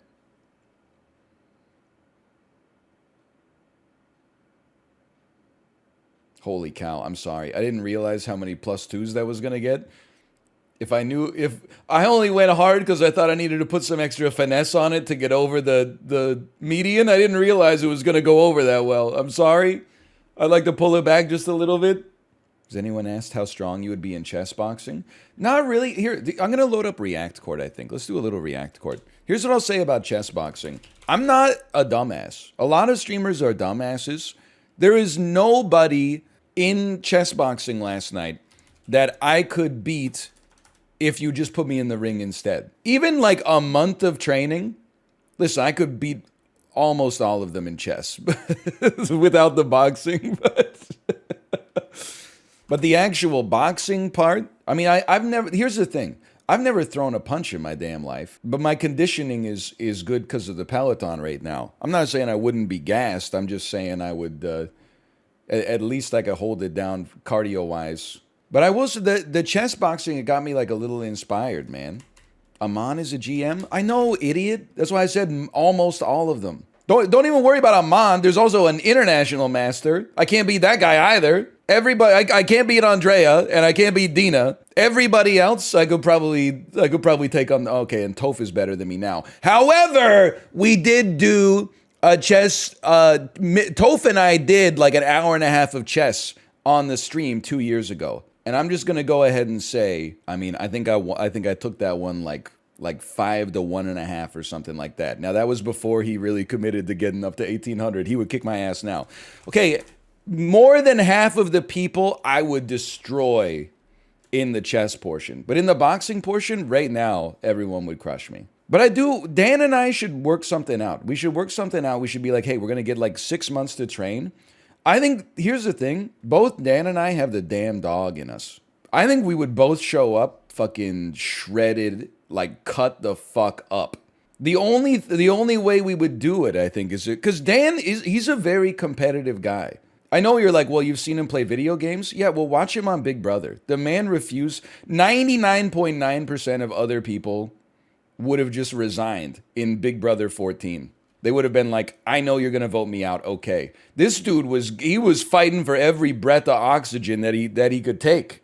You'd have no chance against Dan? Oh, please. I've seen his Peloton. I've seen his Strive scores.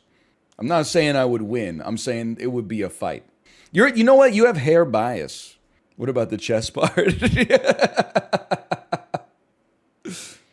NL has a 1 foot wingspan. I'm taller than Dan. I'm telling you, you have a hair bias, man. Again, I'm not saying that I could beat Dan in a fight necessarily. I'm just countering misinformation. But it doesn't matter who would win now. It's all about the training, man. That's why I think like Dan and I would be sick, because I think we would go all in. Not that, and by the way, I saw some very rude comments about the people that were part of the chess boxing event. That's what it looks like as like a 30-year-old man when you train. I mean, not if you train for like, years, like not if you're a professional boxer, but if you get an invite to be in a boxing event, you're just like a normal guy and they're like, be ready in 2 months. That's what we look like, man. Those are my people. Yeah, Myth was fucking cut up though. He was looking like Ben Stiller in Tropic Thunder, man. That's why I thought Myth was gonna, honestly, like, I thought he was gonna Ivan Drago Churdleys, man. It was so Rocky 4. Churdleys came out doing the Apollo Creed, living in America. And then Myth came out first. He walked out to the damn song from the chef's table. Dun, dun, dun, dun. With his arms at his side. I thought he was going to honestly hit him in the face once and send him down to the tarmac. Oh yeah, and even the gloves were intimidating me, man. And then with the Wolverine claws on him, when Myth gave him 2 straight shots to the head, and then he went woo and did like the Muhammad Ali foot shuffle. I was like, I would be putting my hands in the shape of a T and going, I'm out. He's hit Super Saiyan level 1, and I don't want to see what happens after that. I'm gone. The below the belt shot was funny to me. I guess that's why like the amateurs don't swing for the belly that much, because you're only like an inch away from hitting that belt line.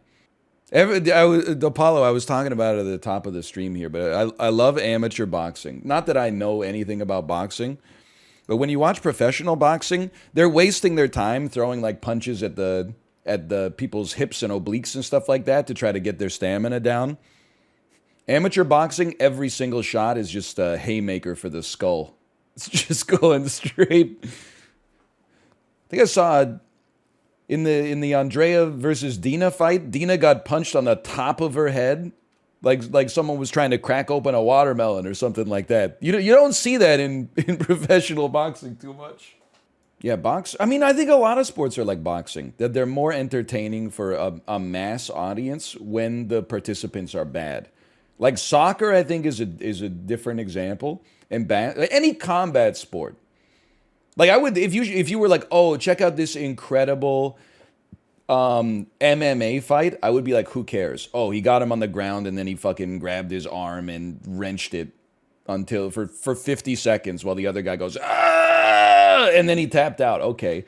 But if you were like, hey, watch these 2 dudes fighting outside of Vogue nightclub on Granville Street, I'd put that shit up on the flat screen. Only MMA clip I've ever liked, Anderson Silva trying to kick the other guy, and his own leg broke on the kick. Now that's a clip. Am I the asshole for banishing my teenage daughter's friend from our house because she made fun of my weight? I want to say right now it depends. Was her friend 13 or 19? And if you're saying it doesn't matter, I'm here to tell you it does.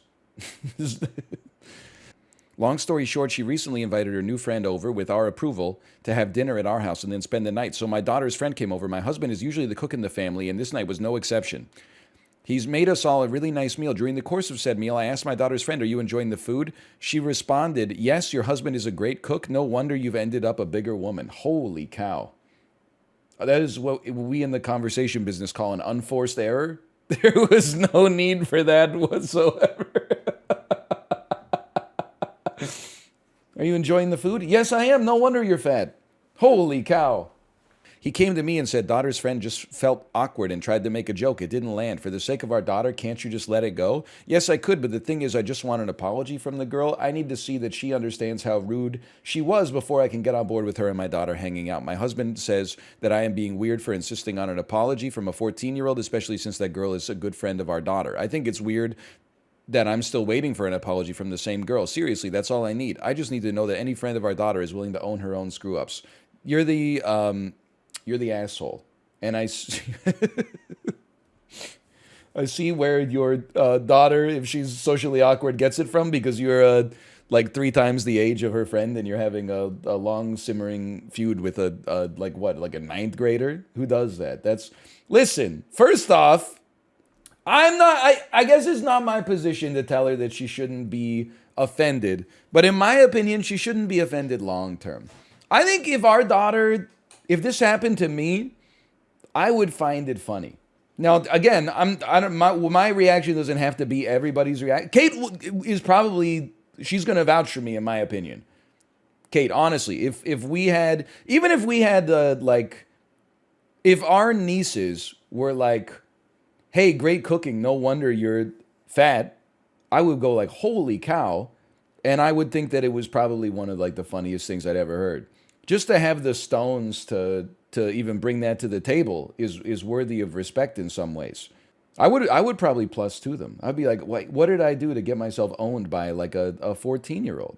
I mean, but this is even like, that's at the moment of when the actual event took place. People act irrationally when they get offended, myself included. You get upset, you start thinking with your hippocampus instead of your prefrontal cortex. An hour later, you cool down and you go, you know what, I gotta be honest, that was pretty funny.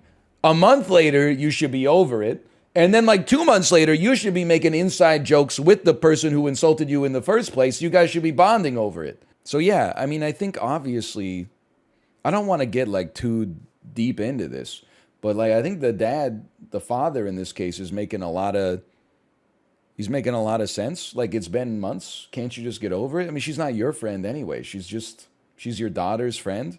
Listen, if your daughter's a little weird, her friend's probably a little weird too. Why won't she apologize? Because she's fucking 14. She's just like a 14-year-old weirdo. Everybody's weird at 14 to begin with, and then add a little extra weirdness on top, a little awkwardness. Sure, exactly. I can understand. Listen, I'm not saying the 14-year-old was in the right. I'm just saying, like, listen, you fucking got the benefit of being a child. You probably made a mess all the damn time, didn't clean it up as much as you should have. Now, as an adult, you gotta pass it on. You gotta pay it backwards. You were treated with kid gloves when you were a kid, and now for the rest of your life, you have to treat kids with kid gloves. It's the way that society works, you know? Society gets great when men plant trees they'll never sit in the shade of, okay? I mean, I think she's just a little... I understand her being offended. And if her friend was like, if they were in their 20s, that would be like maybe a different story. But like at the same time, if she's 14 and she's your daughter's only friend, you gotta just eat that one up. Also, like, when did we forget how to laugh as a society? Okay, they're both awkward. Yes, but your name is Queef Latina. What the hell? You're the asshole. Stop it. I see you spray him with a spray bottle. Yeah. Also, well, I don't know. Like, here's the thing. People are like, don't parent somebody else's kid, but like sometimes. You got to do that shit. I parented a couple kids at the park.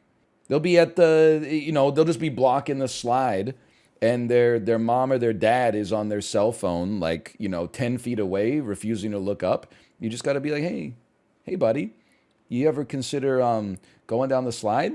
I don't want to. Well, we all got to do a lot of things we don't want to do, and there's a lineup of kids behind you that want to go down the slide. Meanwhile, you're just like begging the parents to please like make an effort. Dude, it's my favorite genre of Am I the Asshole post. Am I the asshole for not attending my husband's celebration dinner due to the restaurant not having anything I could eat? Yeah, man. Like, what are you talking about? It's your husband's celebration dinner. It's not about you. I'm not saying you have to eat something you don't like, but just eat a granola bar before. Go to the celebration and then go through the McDonald's drive-thru afterwards. Thing is, I'm not fond of steak. I'll eat it, but very rarely. I prefer chicken or fish. I looked up the... So you're not even like a vegan. You just prefer chicken. I was ready to almost meet you like a third of the way, but you just like... You prefer other meats to the meat that he prefers. I prefer chicken or fish. I looked up the menu before leaving, and right now they have a limited menu. The place only had 1 fish entree and 2 chicken entrees.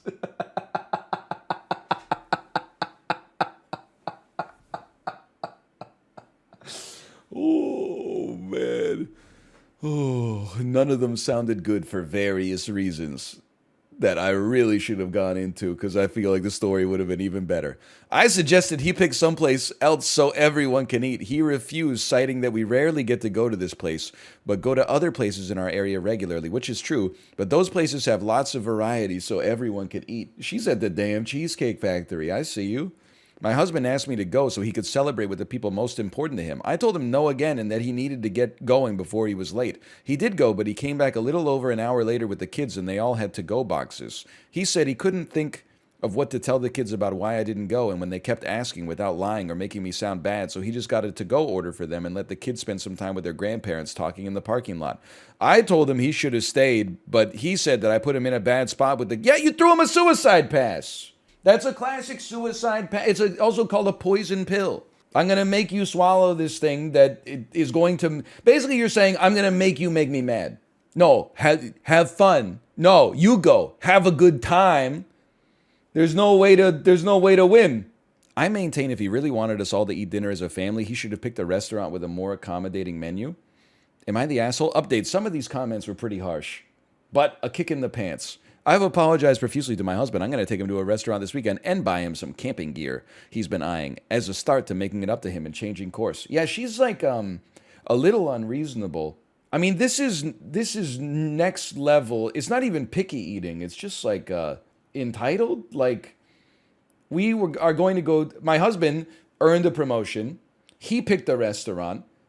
The restaurant's known for prime rib. I normally prefer chicken or fish, but they only had 3 chicken or fish entrees, and none of them sounded like exactly the thing that I want to eat. Like, is this the first time you've ever been at a restaurant where you have like limited options? Like, I understand if you're used to going to a restaurant where there's like a burger section on the menu that is just like beef and corn syrup, like 12 different ways. The Jack Daniel's Applewood smoked bacon burger, the cheddar and Swiss burger, the mushroom burger, the plant burger, the farm burger, the garden burger, the tequila lime pineapple burger, the burger with the onion rings on the top, the inexplicably tall burger with the messy fried egg on top of the top bun, the burger that comes with another burger as a garnish on top of it. Like, it's just too much. Because you're like, the way she's making herself sound reasonable by saying like, I prefer chicken or fish, which is already I just don't understand why she's not eating the chicken or the fish. They don't sound good. You don't go to a restaurant to hear the food. I know we've been through this before. I'm kind of like I'm a very like restaurant nihilist. I've probably eaten at a restaurant like 1,500 times in my life, and I've had like 3 bad meals. Like 1 bad meal every 5 years. The rest of the time, restaurants are not in the business for the most part of like putting bad food on the menu, because like then people will eat it and never come back. Like most of the shit on the menu at a restaurant tastes good. So like if if you like chicken and fish and the chicken and fish don't sound good, my personal suggestion is maybe just give it a try. You might learn something. Anyway, not many comments. She only made a couple, which is great. Okay, are you really trying? Here we go. I don't even know if my screen region will look right here. Holy cow, this first post is too insane. I'm not reading the essay here. This has 93,000 upvotes. Holy cow. The various reasons was one of the dishes was fried chicken, and I don't eat fried foods. The fish was snapper, which I don't like, and was stated as being marinated in bourbon sauce prior to its cooking. And the chicken was glazed with a bourbon sauce. I can't stand even the slightest hints of bourbon or its smell. Listen, I think that is ridiculous, but it's like less ridiculous than it sounded in my head. If she is disgusted by the smell or taste of bourbon, then okay. Fair enough. If everything has bourbon in it, then I understand. But I don't like snapper though. Is also kind of like, I don't know. Like, this is not going to be a popular take. I have a pretty easy life. I'm not going to say that I don't. Do you ever feel that some people's lives are just like so easy that they have forgotten how to deal with like the slightest bit of adversity? Like, you can just eat. You don't like snapper? Okay, then order the steak or order the snapper and like eat a little bit. Put the rest in a to-go box. Take it home. Your husband will eat it out of the fridge at 11:45. It's okay. You'll be fine. It's just not that big of a deal. Like, you can. I know I reference this once a month. This is our classic Kitchen Nightmares Jay Willie's reference. This is giving me huge vibes of the woman at Jay Willie's who starts to cry because they serve her burger on sourdough bread instead of a hamburger bun. And then they have to, like, comfort this middle-aged woman who is mad. She's literally weeping because her hamburger sandwich is on the wrong kind of bread. He even offered to take her to a different restaurant. She was like, yeah, no, you should pick. No, it's your special day. You pick. Could you pick someplace else, though? The various okay, sorry. Are you really trying to say this restaurant only had like what 4 dishes that they serve? Even if they did, you couldn't have eaten beforehand and gotten something small like a salad. No, they had a variety of steaks and beef ribs and pork chops. I don't eat ribs or anything made from pig because it upsets my stomach and makes me gassy. Steaks are 50-50 if I get gassy. Half the sides had bacon in them, so they were out. Okay, what about the other half? One salad had peppered steak in it. The other salad they were temporarily out of because they didn't have the mandarins, grapes, or cranberries for it. Why didn't you just ask for the salad without the peppered steak? No reply.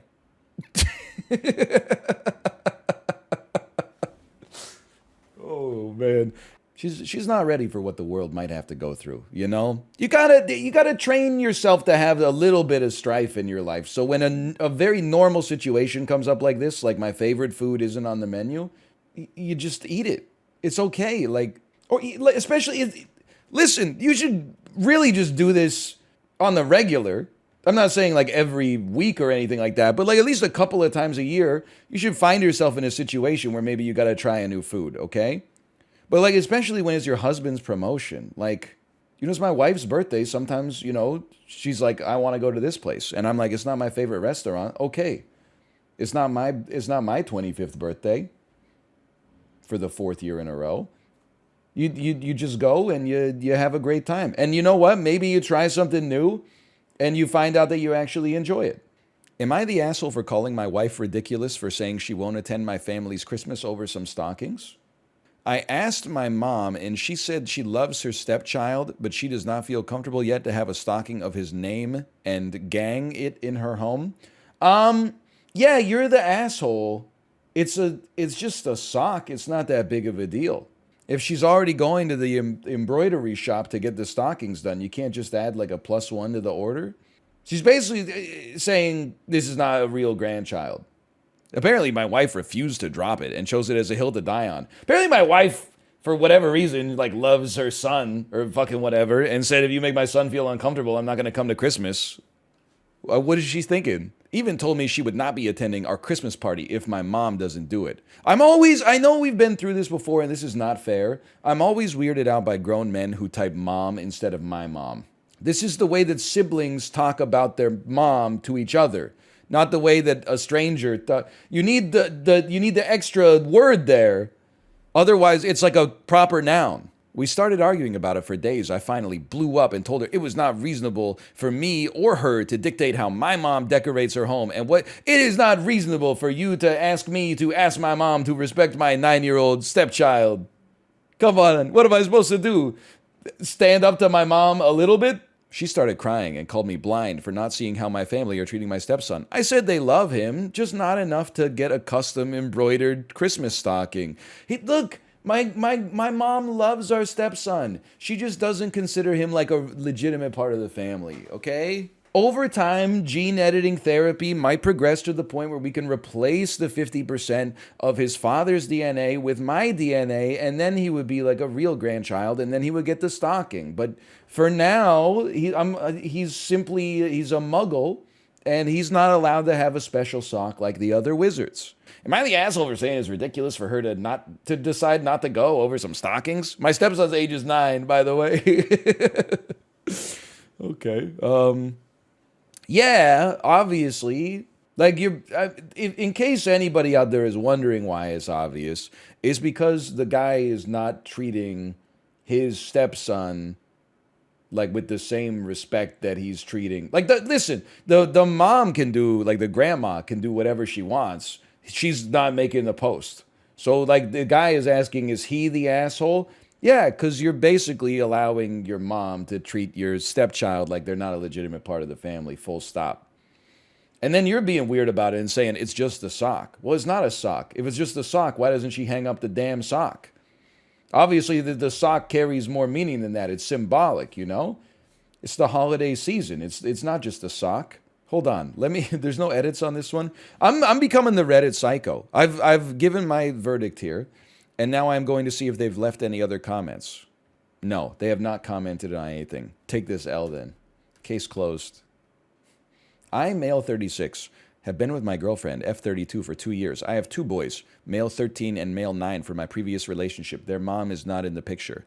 I work full-time, and my girlfriend used to stay home and take care of everything else. Yet she would complain about the kids causing constant messes, not receiving proper discipline, accidents like breaking a vase. The list goes on and on. Your children are Tom and Jerry. They are a cartoon cat and a cartoon mouse that are causing a ruckus between the hours of 8:30 and 4 p.m. Oh, are you, did I say vase? I got to be honest with you, I've never decided whether I'm a vase or a vase guy.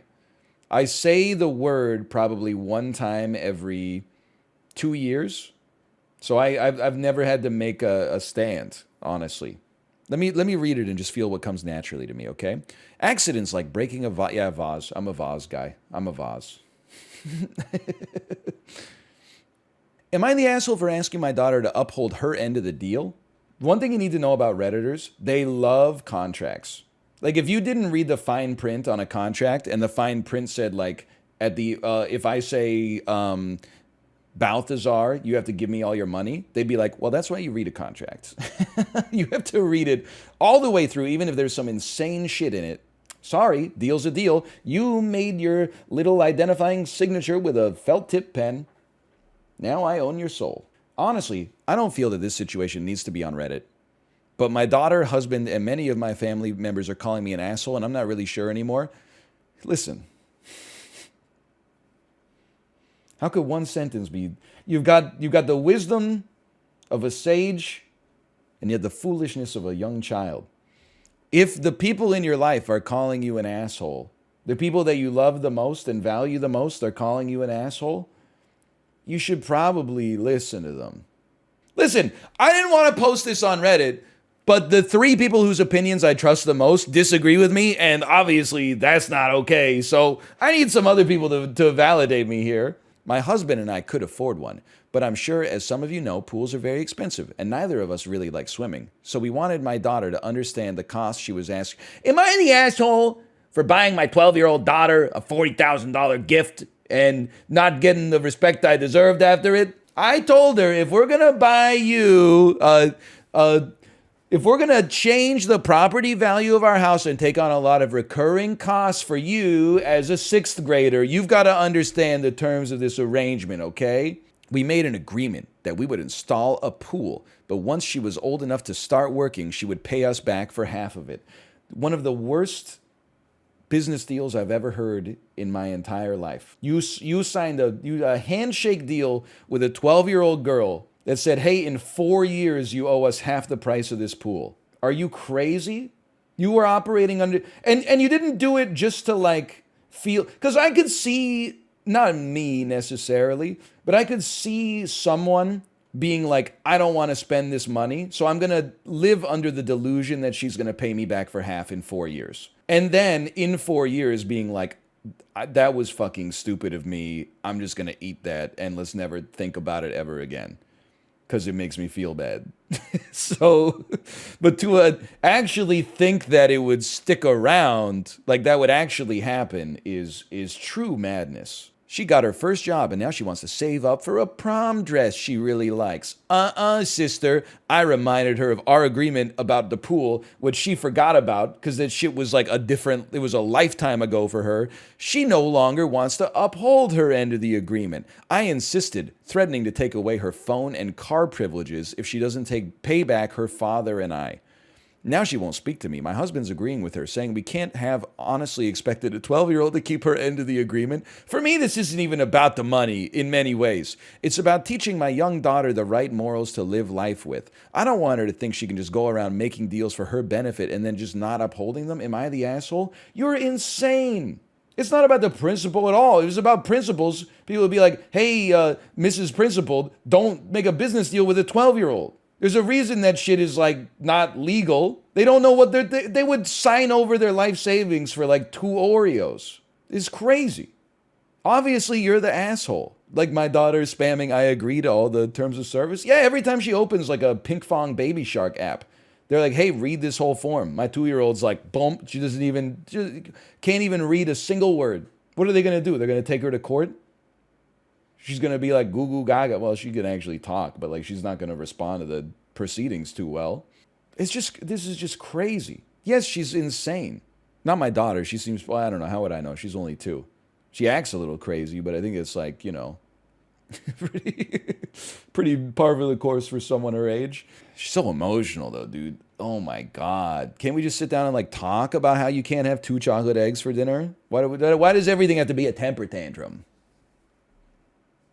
It's embarrassing. You're acting like a child. This is just, it's actually, you can justify any stupidity by just saying it's about the principle. And it has no validity in this case. You know how many promises I make to my 2-year-old? You promise you're going to eat your dinner? Yeah. Okay, then we can play a little bit more. Catch her like 15 minutes later tossing the plate of grilled cheese across the damn room. Like you can't reason. I get that she's 12, but like you can't reason with children. Their brains just don't work the same way that most adult brains work. And this shit was 4 years ago. You shouldn't, like, I think you can make a deal with like a 12-year-old that's like, I'll get you a puppy, but you have to walk it. And then like the next morning, they should be walking the dog. You can't even do this shit with most adults. Most adults are not signing deals with, you ever heard of those like, you buy like an ottoman at the Brick, and they're like, if you buy it today, you don't make payments until 2025. They go back on the payments like 20% of the time. They're defaulting like crazy. You can't sign something that's like, as a 30-year-old, it's difficult to sign something and then be like, yeah, 4 years from now, this is where my life's going to be at. This is where my head is going to be at. I'll figure it out. To expect like a 12-year-old to do it makes you the idiot. You got in a verbal agreement with a 12-year-old for thousands of dollars and are now trying to enforce it. Seriously, 4 years later, the right morals to live with are that 12-year-olds cannot legally enter contracts. Thank you, guys. I'm new to Reddit and not on other socials. User received Reddit comment for this post. Okay, hold on. OP's got some comments. Oh, no, dude. Only 4 comments. This one was downvoted 5,000 times. I'm paying for her food, clothes, the house she lives in, the car, and everything else. I don't think she needs a cut of the real estate, too. Like I said, this is about morals, not money logistics. Hey, you conceived her, shithead. Are you stupid? Oh, the baby I made is living in my house. Duh! Who could have predicted that one? This is gotta be one of the stupidest things I've ever read in my entire life. Actually, I pay for my 16-year-old's groceries. No kidding. She's made of, you grew her inside of your damn belly. Of course you're paying for her groceries. Different story if she was like, in her 40s or something like that, but like my sister in Christ, like you had the baby. You can't use it. Some motherfuckers will really like have a kid and then use it against the kid. Yeah, well, I made you. My neighbors are a young couple in their 30s, Annie and Bill. This story is fake. There is no 30-year-old man named Bill left in the United States of America. If they said a young couple in their 30s, Annie and Will, I would buy it. Will seems contemporaneous, but there is no man in his 30s going, yeah, my name is Bill. Maybe in his 130s. We are running. Look at the graph. In like 1970, we had bills coming out of our whatever, man. Now we had jobs, cash, and hope. 20 years later, no jobs, no hope, no cash, and no bills. Anyway, my neighbors are a young couple from the 30s, Annie and Bill. They had a baby a couple months ago. The baby is called Cornelius. The baby was named Methuselah. The baby came home last month after 3 months in the hospital. My wife is friendly with Annie. We can't have children, so whenever we have a neighbor with a baby, my wife makes friends with them. A little weird. Like, I get it, but a little weird. That's like, oh, they just had a baby, let's befriend them. Definitely strange. My mom has complained several times she can hear the baby crying, especially at night. My wife says the baby has a bad reflux, and they are trying to deal with it. The baby screams several times a day. It's awful listening to the poor thing cry for so long. It does feel like they aren't dealing with the baby as quickly as they should be. Yep, you got a problem. You've crossed the line. There's only one way to make your baby stop crying reliably, and they will send you to prison for employing it. You could alleviate it. Trust me when I say that if it's loud for you, it's loud for the people that are actually in their damn house. Obviously, you think they're not troubleshooting it? They're just like, oh, I'm so sick of this baby. They're doing something. The baby screamed for 10 minutes solid the other night. My wife says the baby screams when they bathe it. As Annie has told her, the baby does not like being bathed. Baby's always crying, and it's frustrating, especially when mom needs peace and quiet to recover from surgery. Listen, I get that it's frustrating. I'm sure it's also frustrating that, like, you want to fucking, like, fly like a bird, but gravity's holding you down to the rock surface that we live on planet Earth. Sure, it's disappointing that there's not, like, a button on your solar plexus that you can press when you're hungry that makes you not feel hungry for a little. Just like a snooze button on hunger where you could be like, don't worry, I'm going to get lunch. I just need to finish this email real quick. Boop. But unfortunately, this is the world we live in where, you know, that shit is science fiction and babies also cry and there's not that much you could do about it. I'm not saying you can't be frustrated, but there is no upstream problem or upstream solution. Anyway, sorry. Since the baby has come home, there is no longer any room on our street during the day as we have on-street parking. Does the baby drive a Chevy Tahoe? I don't understand. Since the baby has come home, there is no longer any room on our street during the day as we have on-street parking. This is making it difficult to get mom to appointments as she can't walk to the end of the street to get in her car. We also can't park in the middle of... Yeah, I'm aware you can't park in the middle of the road. Obviously, it's not my suggestion here. It can take over 10 minutes to get her in the car due to mobility issues. There's always been at least one empty bay outside our house, but now it is always occupied by someone from their families or one of the other healthcare professionals involved in the baby's care. This can't be real. There is no way there is a grown man who is like, I'm struggling to take my mom to the doctor because there's always a doctor taking care of a baby outside of my house. What do you think that maybe like the baby doctor should get the parking spot 50% of the time and you should get the parking spot the other 50% of the time? Also, this is very, like, I understand the frustration. Don't get me wrong. But, like, this shit comes up in Vancouver all the time. There's, like, once a month on r/Vancouver, there's a post that's like, a guy came to me when I was in my car and said, you can't park here. This is my house. Do I have to move? And everybody's like, fucking no. You know, if you live in an area where you don't have a driveway and there's street parking, you don't get the parking spot in front of your house. It's just, you know, it's damn... Listen, can I tell you, I don't know if I should admit this.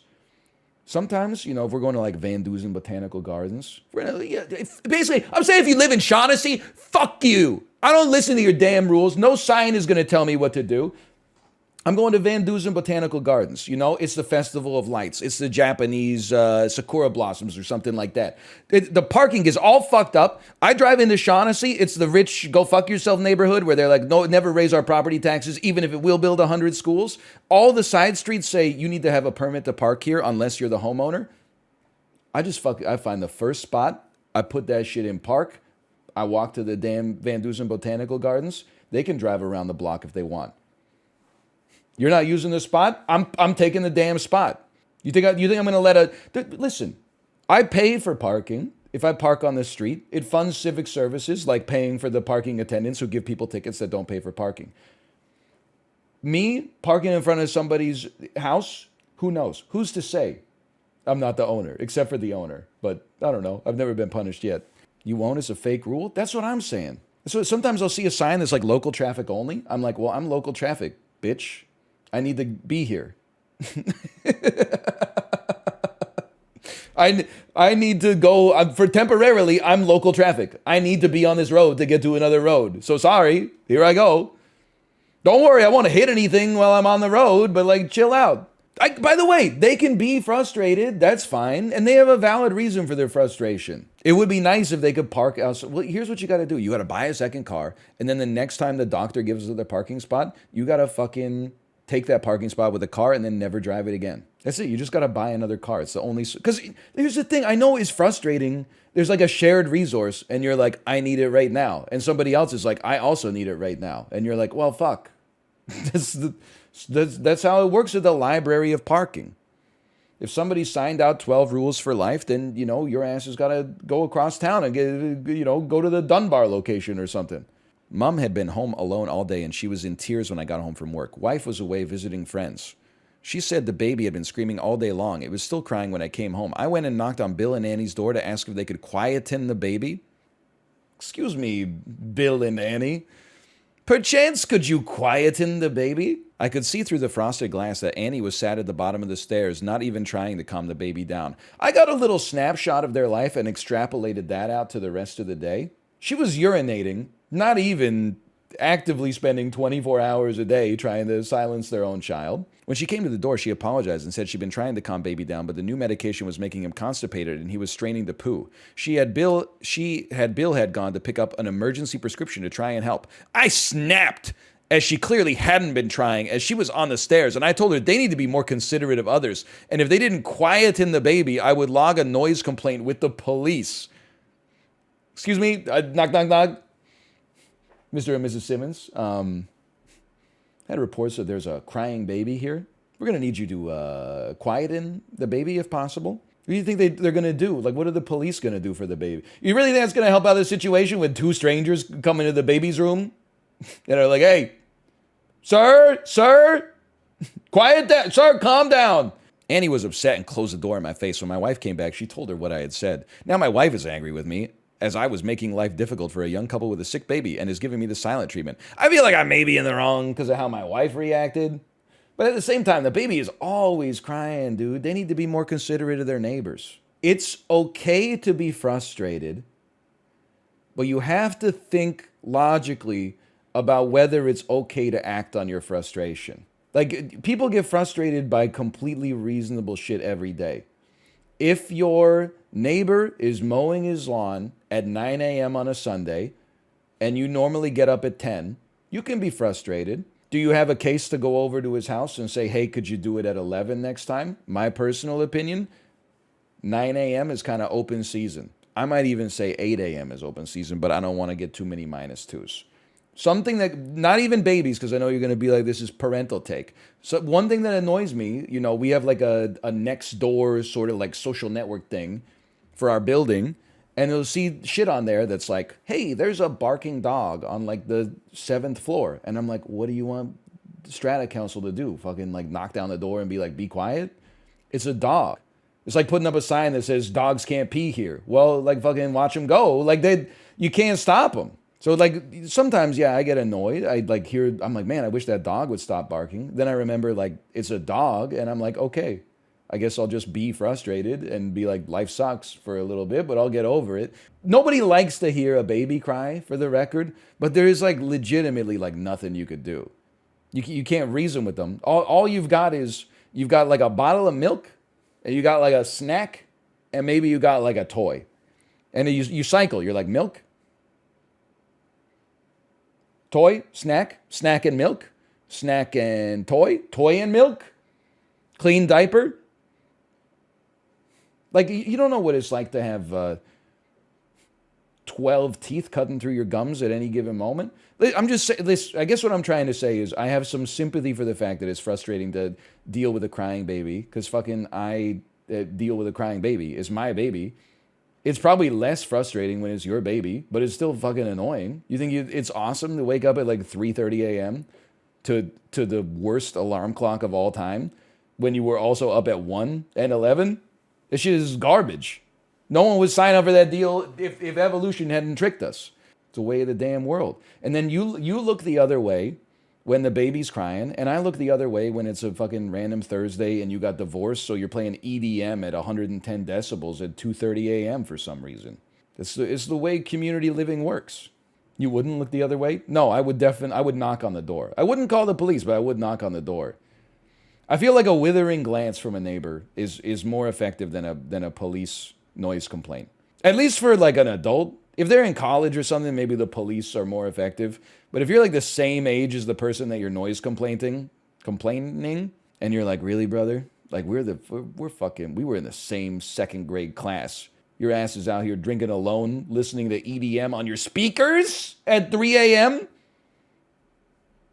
What happened? Knock it off.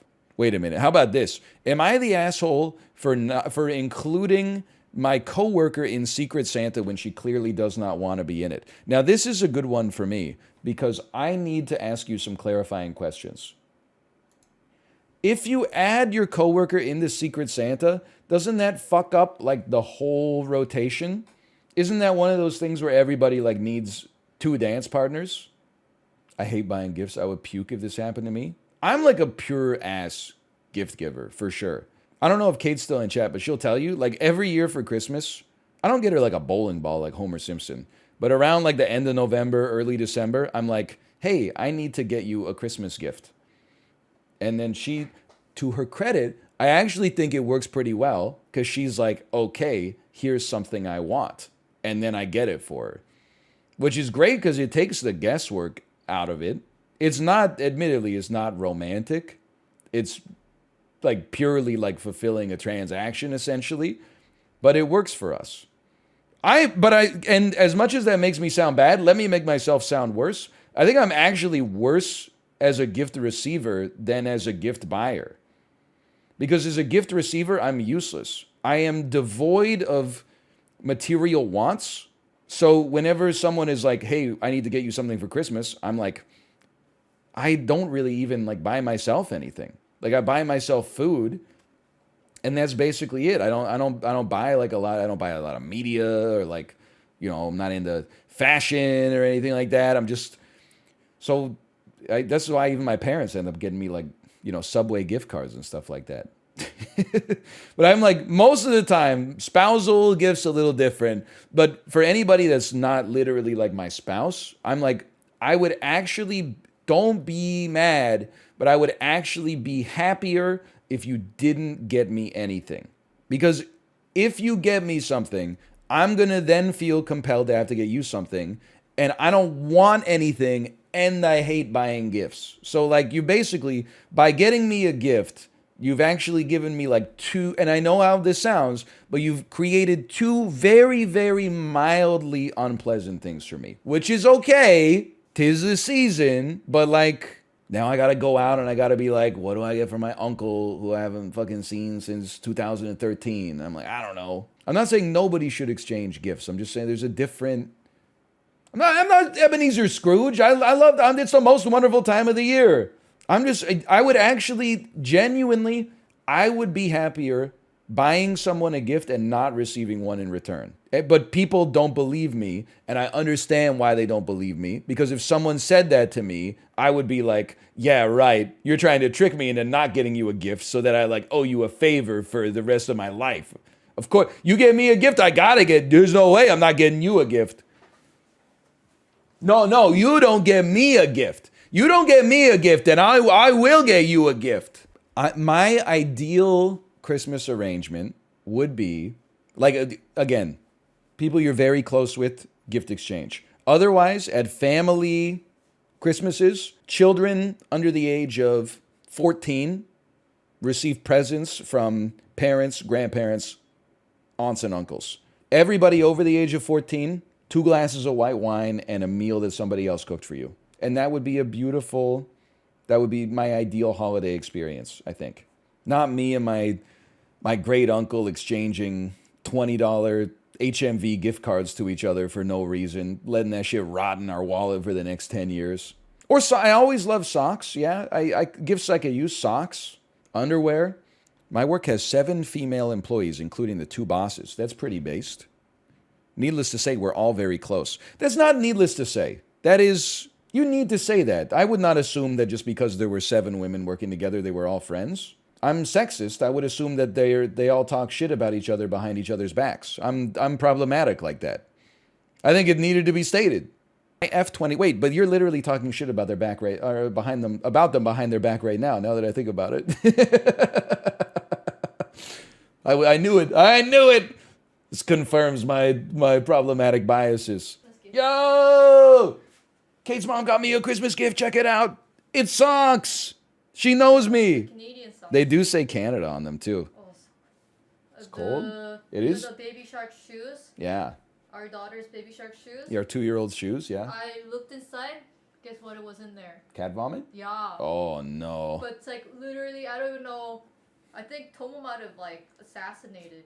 Like, I hate you. Bah! Like that. No. Yeah. He's just that's. The opening of the baby shoe is like the size of a loony. Yeah. How did he like? Tomo. pierce that? I don't know if Tomo has the executive function to choose where he throws up.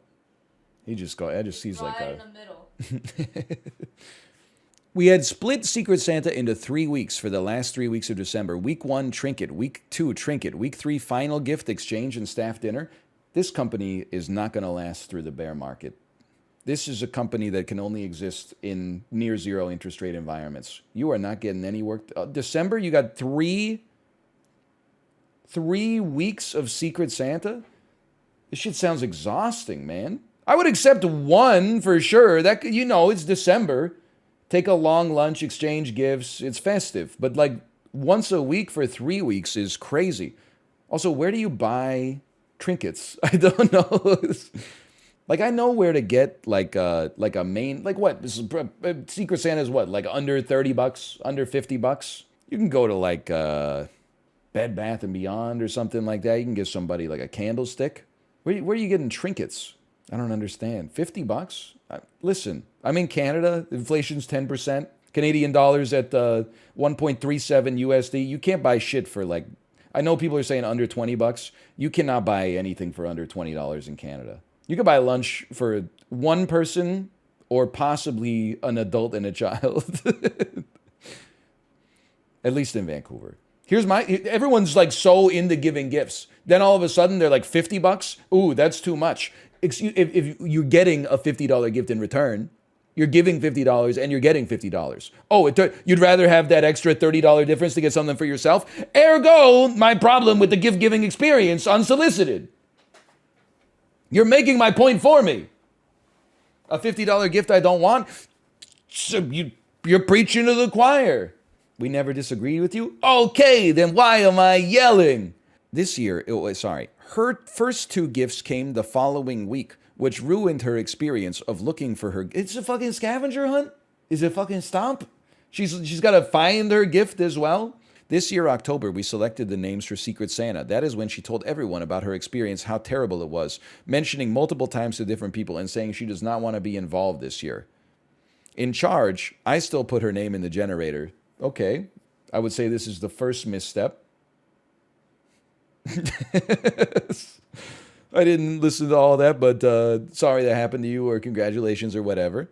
Instead, I asked her to show me who she got and decided to get the gifts for both her and my original person without telling her Santa that she was not participating. This was done so she could still receive a gift without having to put in the effort. I know we're going back to a callback here. Is nothing getting done at the office? You're overcomplicating it's just supposed to be a nice little diversion from the banality of the day. Now you got it turned into like it's a heist movie. Late in November, after people started buying gifts, she made a comment stating not only does she not want to be a part of it, but if she gets a gift, she will leave it there at work. There is no way that she would not receive a gift. Either I would have 3 Secret Santas or the bosses would still get her a gift. What is happening? I don't understand. It would be terrible for the next 3 weeks for all to be excited about a surprise gift, knowing she's not involved or receiving. Her past Santa would feel guilty and not be able to enjoy the festivities. We would feel awkward brandishing gifts with her right here. The final brunch would be weird after we closed work. It's a brunch too? I know, I just keep getting more surprised by the logistics. That shit starts at like 10 a.m. on a workday? I thought it was like maybe like a 1 p.m. office lunch or something. Nobody's getting anything done, man. And also, I know that we've been through this before. Stop me if I've said that 10 times today. But this is the classic like person who honestly says, I don't want to receive a gift. People are like, I heard all that, but I don't want you to feel weird. If you didn't want me to feel weird, you would respect my wishes and you would not get me a gift. If everybody's opening presents and I'm sitting there, I'm an adult. I can see someone open a present and not be like, oh, I wish that was me. Most of the time, I'm like, I'm glad it's not me. I'm glad. When I'm at a restaurant and someone's getting happy birthday sung to them, I'm like, damn, dude, I'm glad as hell it's not my birthday today. I'm not going to feel weird. I will feel totally normal. If you get me a gift, I would also like pretend to feel normal too. But I don't like when people sing like happy birthday to me either. When I worked at that office in Korea, my contract was like November to November. My birthday is in November. So it was like 2 days before I left for home. All these people I'm never going to see again sing me happy birthday. And I've sung happy birthday to like 27 people I'm never going to see again either. What a waste of our limited time on planet Earth. They don't, I'm not saying that this makes them bad people. They don't care about me. They're not, I'm never going to see them again. Abigail teacher from Daejeon, who I've exchanged 3 words with in the 12 months that I worked here, she doesn't give a shit whether I have a happy birthday. I mean, if you put a gun to her head, she'd probably be like, I'd rather he have a happy birthday than a bad birthday, but she doesn't really care. It's not like she's racking her brain, like, how can I make... And why should she? We're strangers. It's the same way when it's her birthday, I'm like, yeah, I mean, I guess in principle, I hope she has a nice day. But like, it's not like I'm going to get anything for her. I'm just going to sing the song and let her take the first piece of cake or whatever. Not everyone feels the way you do. Yeah, but everybody that doesn't feel the way I feel, they'd sing the happy birthday for them. It's not for me. It wouldn't be that bad. And by the way, I had happy birthday sung to me when it was my birthday on the cruise. I was having a great time. I wore a tie all day that said, it's my big day. Our room had a magnet on it that said, it's my 34th birthday. I was living it up. I was being festive. But I was getting a happy birthday from my family at the table. Not from my coworkers who honestly, it's been 12 years. I couldn't pick them out of a lineup now. It's a different story. Like when people have to sing happy birthday versus like when they choose. Just let her not have a present. Like, what's the problem? My thoughts have even gone so far as thinking she is selfish because she knows how small work is and how it will impact the holiday season for her to not receive a liquid soap holder that says soap on it, a ceramic soap bottle you pour liquid soap into that says soap on it. It has like a little olive or something. Just accepting the gifts graciously is fine because we're only doing it to make her feel included. She wants to be excluded. She literally said, don't include me. What's wrong with you? You're not listening. And hey, I know you had a bad time last year. You don't want to do it this year. We're going to force you to do it this year to make it up to you. We aren't forcing her to buy anyone a gift. That's even worse, man. Because now she's going to get a gift and have not given a gift to anybody else. So now if you were worried about making her feel awkward, her ass is going to feel awkward because she's receiving a gift, but she didn't pay it forward. She's going to feel like a freeloader, or at least she's going to feel like you guys think she's a freeloader. As her gym partner and someone who hangs out with her outside of work, I could never receive a gift and be excited to talk to her about it, knowing she can't enjoy it as well. And she'd have 2 bad Christmases at work, but maybe I'm being selfish. You've lost your damn mind. You've gone insane. It is so simple to just listen to another person for something so minor as this and be like, I don't want to be a part of it, and be like, that's okay, I respect that. Maybe I disagree with it, but I respect that you're also an adult with, an adult mind, and you can make a different choice than me, and it'll be okay. It's not that big of a deal. It's just like, I just don't understand why you're not listening to her. Like, it's crazy. Just let her enjoy her life. I don't understand the problem. I mean, I'm trying to, when I worked in an office in Canada, I enjoyed being a team player. I brought stuff to the potlucks, and you know what? I ate stuff at the potlucks. Can I tell you, even though I wouldn't say I was a picky eater, but more picky than I am now, I would eat some shit at the potlucks that I didn't even think I would like at all, but I'm sitting next to the person who made it, so you know I'm getting some potato salad. You know I'm getting, they're all salads, pasta salad, potato salad, etc., etc. And then you eat it and you go, wow, Lori, this is delicious. Because it's fucking, you're all spending 7 hours a day checking your damn email over and over. You know, just anything to get the neurotransmitters pumping and get some happy chemicals. You know, you today, you, tomorrow, me. If Lori was like, don't eat the pasta salad, I'd be like, why? What'd you do to the Lori? What'd you do to the pasta salad?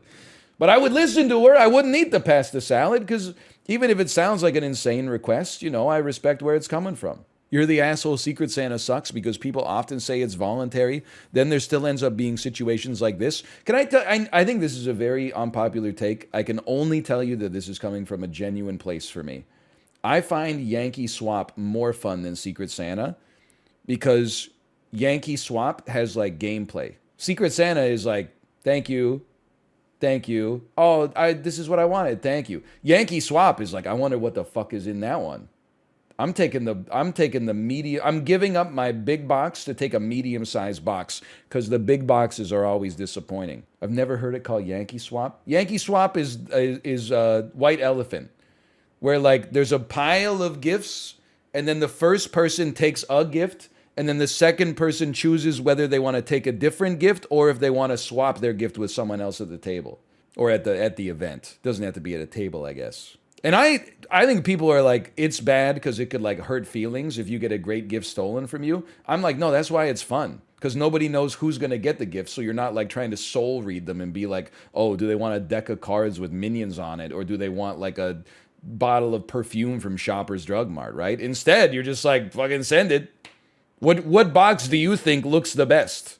There's always one guy who brings something cool. Well, that's the Office one is like, doesn't Michael give Ryan an iPad or an iPod back when the iPods were the top of the line? Everybody else bought like, you know, a deck of playing cards with a $5 gift certificate attached to it. I remember the first time I played Yankee Swap was in 6th grade. I remembered, I swear to you it's true. I was in the position of power. On last swap, it was me.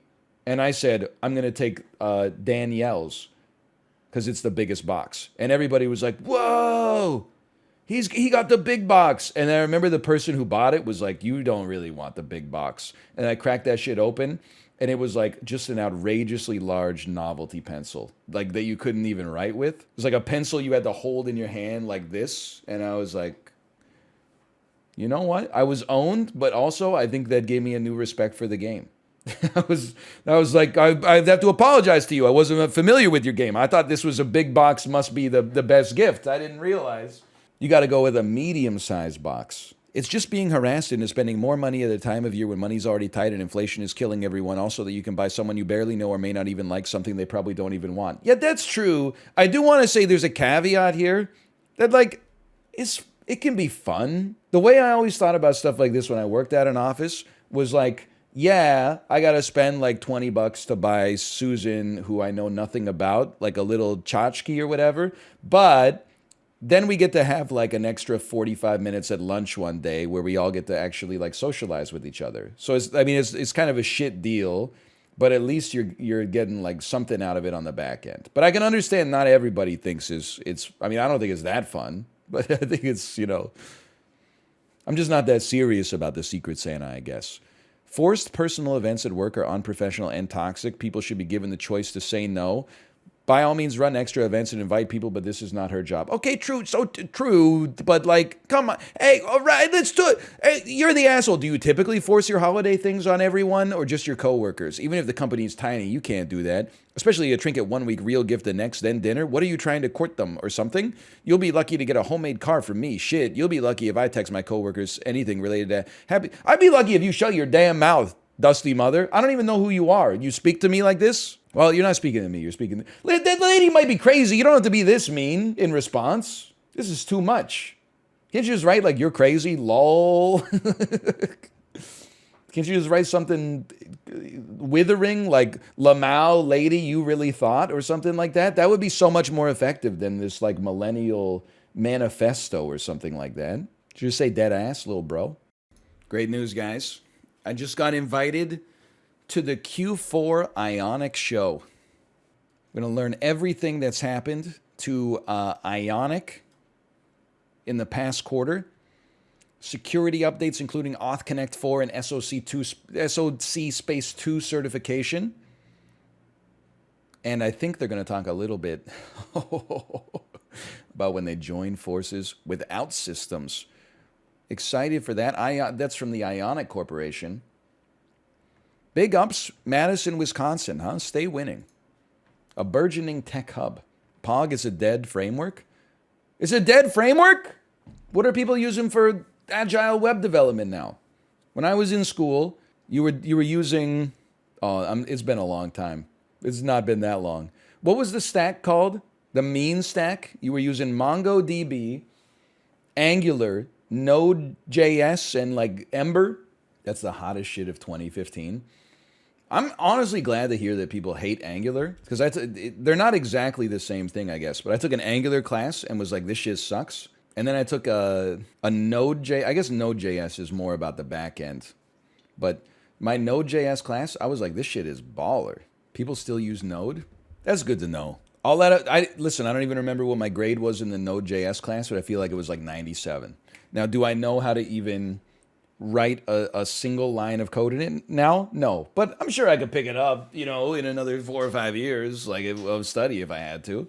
I never like doing front end stuff because the front end is so you fucking make a change, compile it. Oh, this thing's 6 pixels off of where it's supposed to be. Fucking go back in. Tuck, tuck, tuck, tuck. I'm gonna tuck, tuck, tuck, tuck, tuck, tuck, tuck. Oh, it's still 4 pixels off in the other way now. Tuck, tuck, tuck. The back end is like, I want to get a piece of information from a server. Give me piece of information, and then you like have in the debug log. It's like, here's the piece of information, and then you're like, all right, some other egghead can make it appear nicely on the screen. You can choose the fucking font. I'm just gonna put it up in Times New Roman for now, with a pound sign next to it that says to do fix aesthetics. It's open season on all eggheads. That is damn true.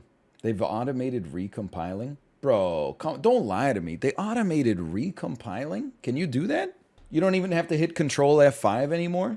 Also, what does that mean? That means if you save, it automatically compiles? I don't know what this means. Hot reload? What the hell's a hot reload?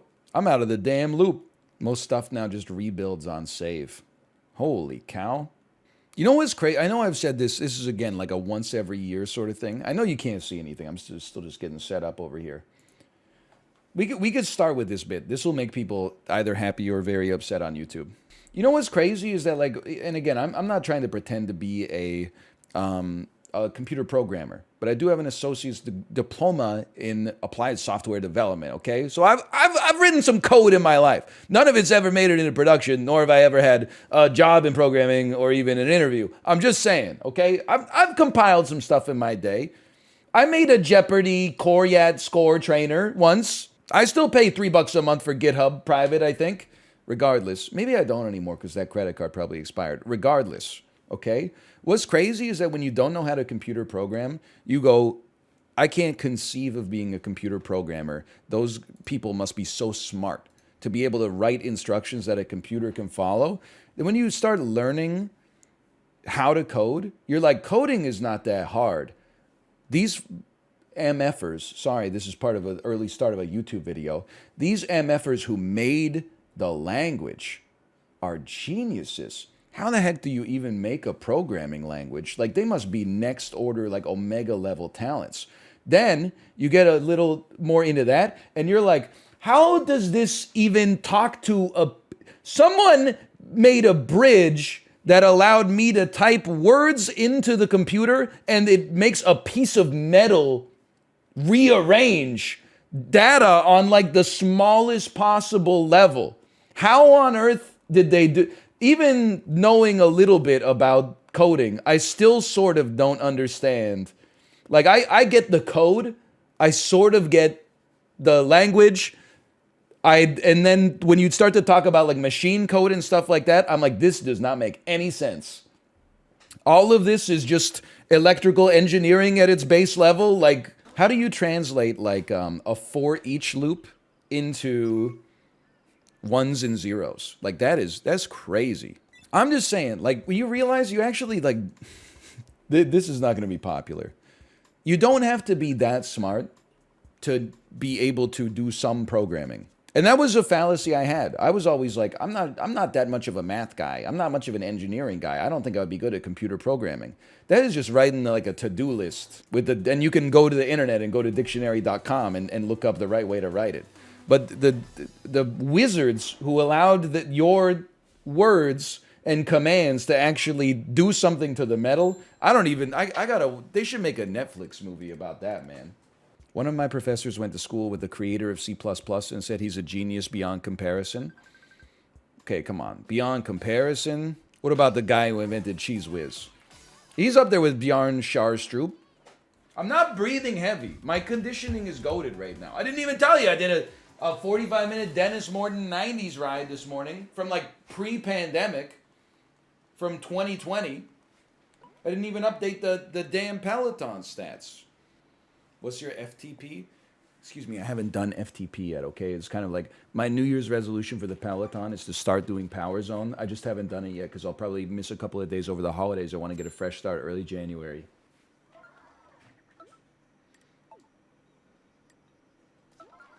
Bro, are my eyes even? Which way does this curve?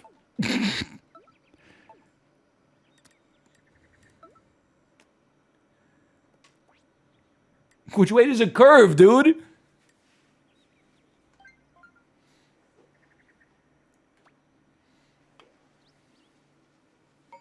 Cracked. Okay, we're hanging with the big boys. Squeaks says it curves to the right. We're living in such a messed up era. I don't want to hear about how your you-know-what looks unless you've got hexadecimal codes to describe the difference in color between the shaft and the tip, okay?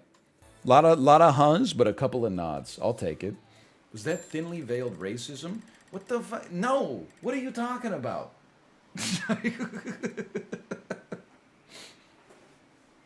Go outside. The hell? Like, literally not at all? Golf ball be like, come on, hit me. I want you to hit me. Golf ball to the golf club. I think you and I were made for each other. I think we're destined to do this till the end of time. Very dumb joke. Yes, but very funny as well. I never promised I wasn't going to go Joker mode. I'm like Stephen King. Just heard about this new thing called going Joker. Stephen King, he's a wild one. I forgot about when he said that his favorite lunch was like, he puts a slice of Kraft American cheese in a can of tuna and throws it in the microwave. Or no, it's salmon, right? He's like, my favorite salmon recipe. Put the raw salmon fillet in the microwave for 6 minutes, then add salt and pepper. Like, he's crazy.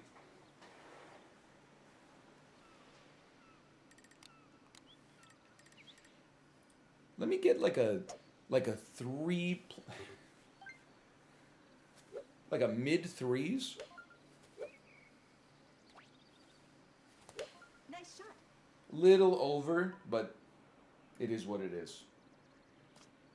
Stall. Nice backspin.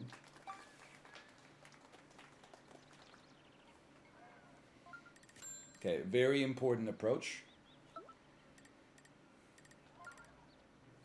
Putter?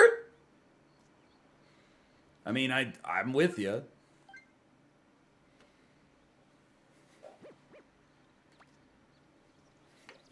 Oh my God, it wasn't even close.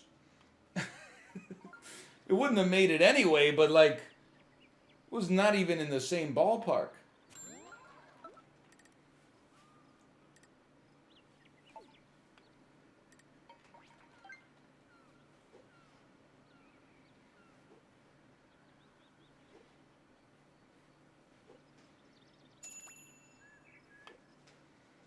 I'm gonna be honest. The bell You can't be ringing a bell in somebody's backswing, Nintendo.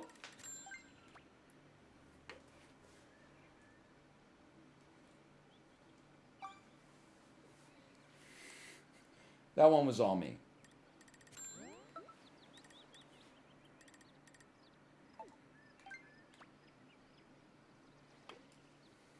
That's the way, if there was no bell, that's the way it would have looked on the first one.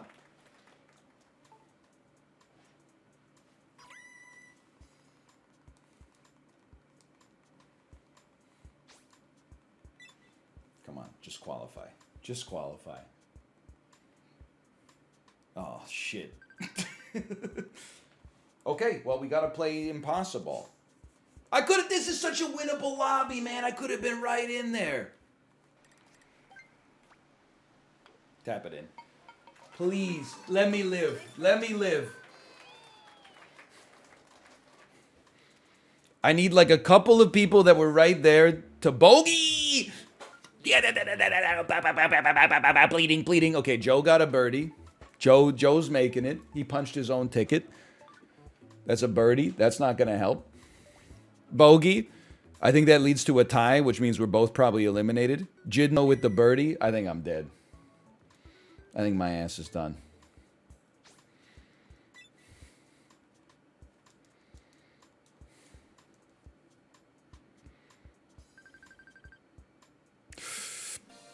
Oh, no! It made the sound like I was safe. It went birder.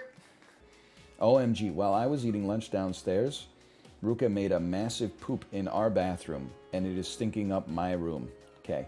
Well, it's good timing for me to go clean that. Yes, I can. Are you ready to receive this raid? Why does this sound so aggressive? Are you in an emotionally stable enough place to receive a raid right now? Okay, I will send them. Good stuff. I mean, you know, what can I say? I'll see you tomorrow. I think we'll probably play some... we gotta play some Midnight Suns. We got to get some Midnight Suns momentum tomorrow. Pay out the believers as well. My mistake. I almost left you hanging. And I'll see you tomorrow. But I got to wait for prediction result is yes to get off the screen first so I can click the raid again. There it is. No, okay, dismiss this message please and then send the raid. See ya. Are you reeling in the years? Sucking away the time. Are you changing your gears? Have you had enough of diddle diddle diddle diddle diddle diddle diddle diddle diddle diddle diddle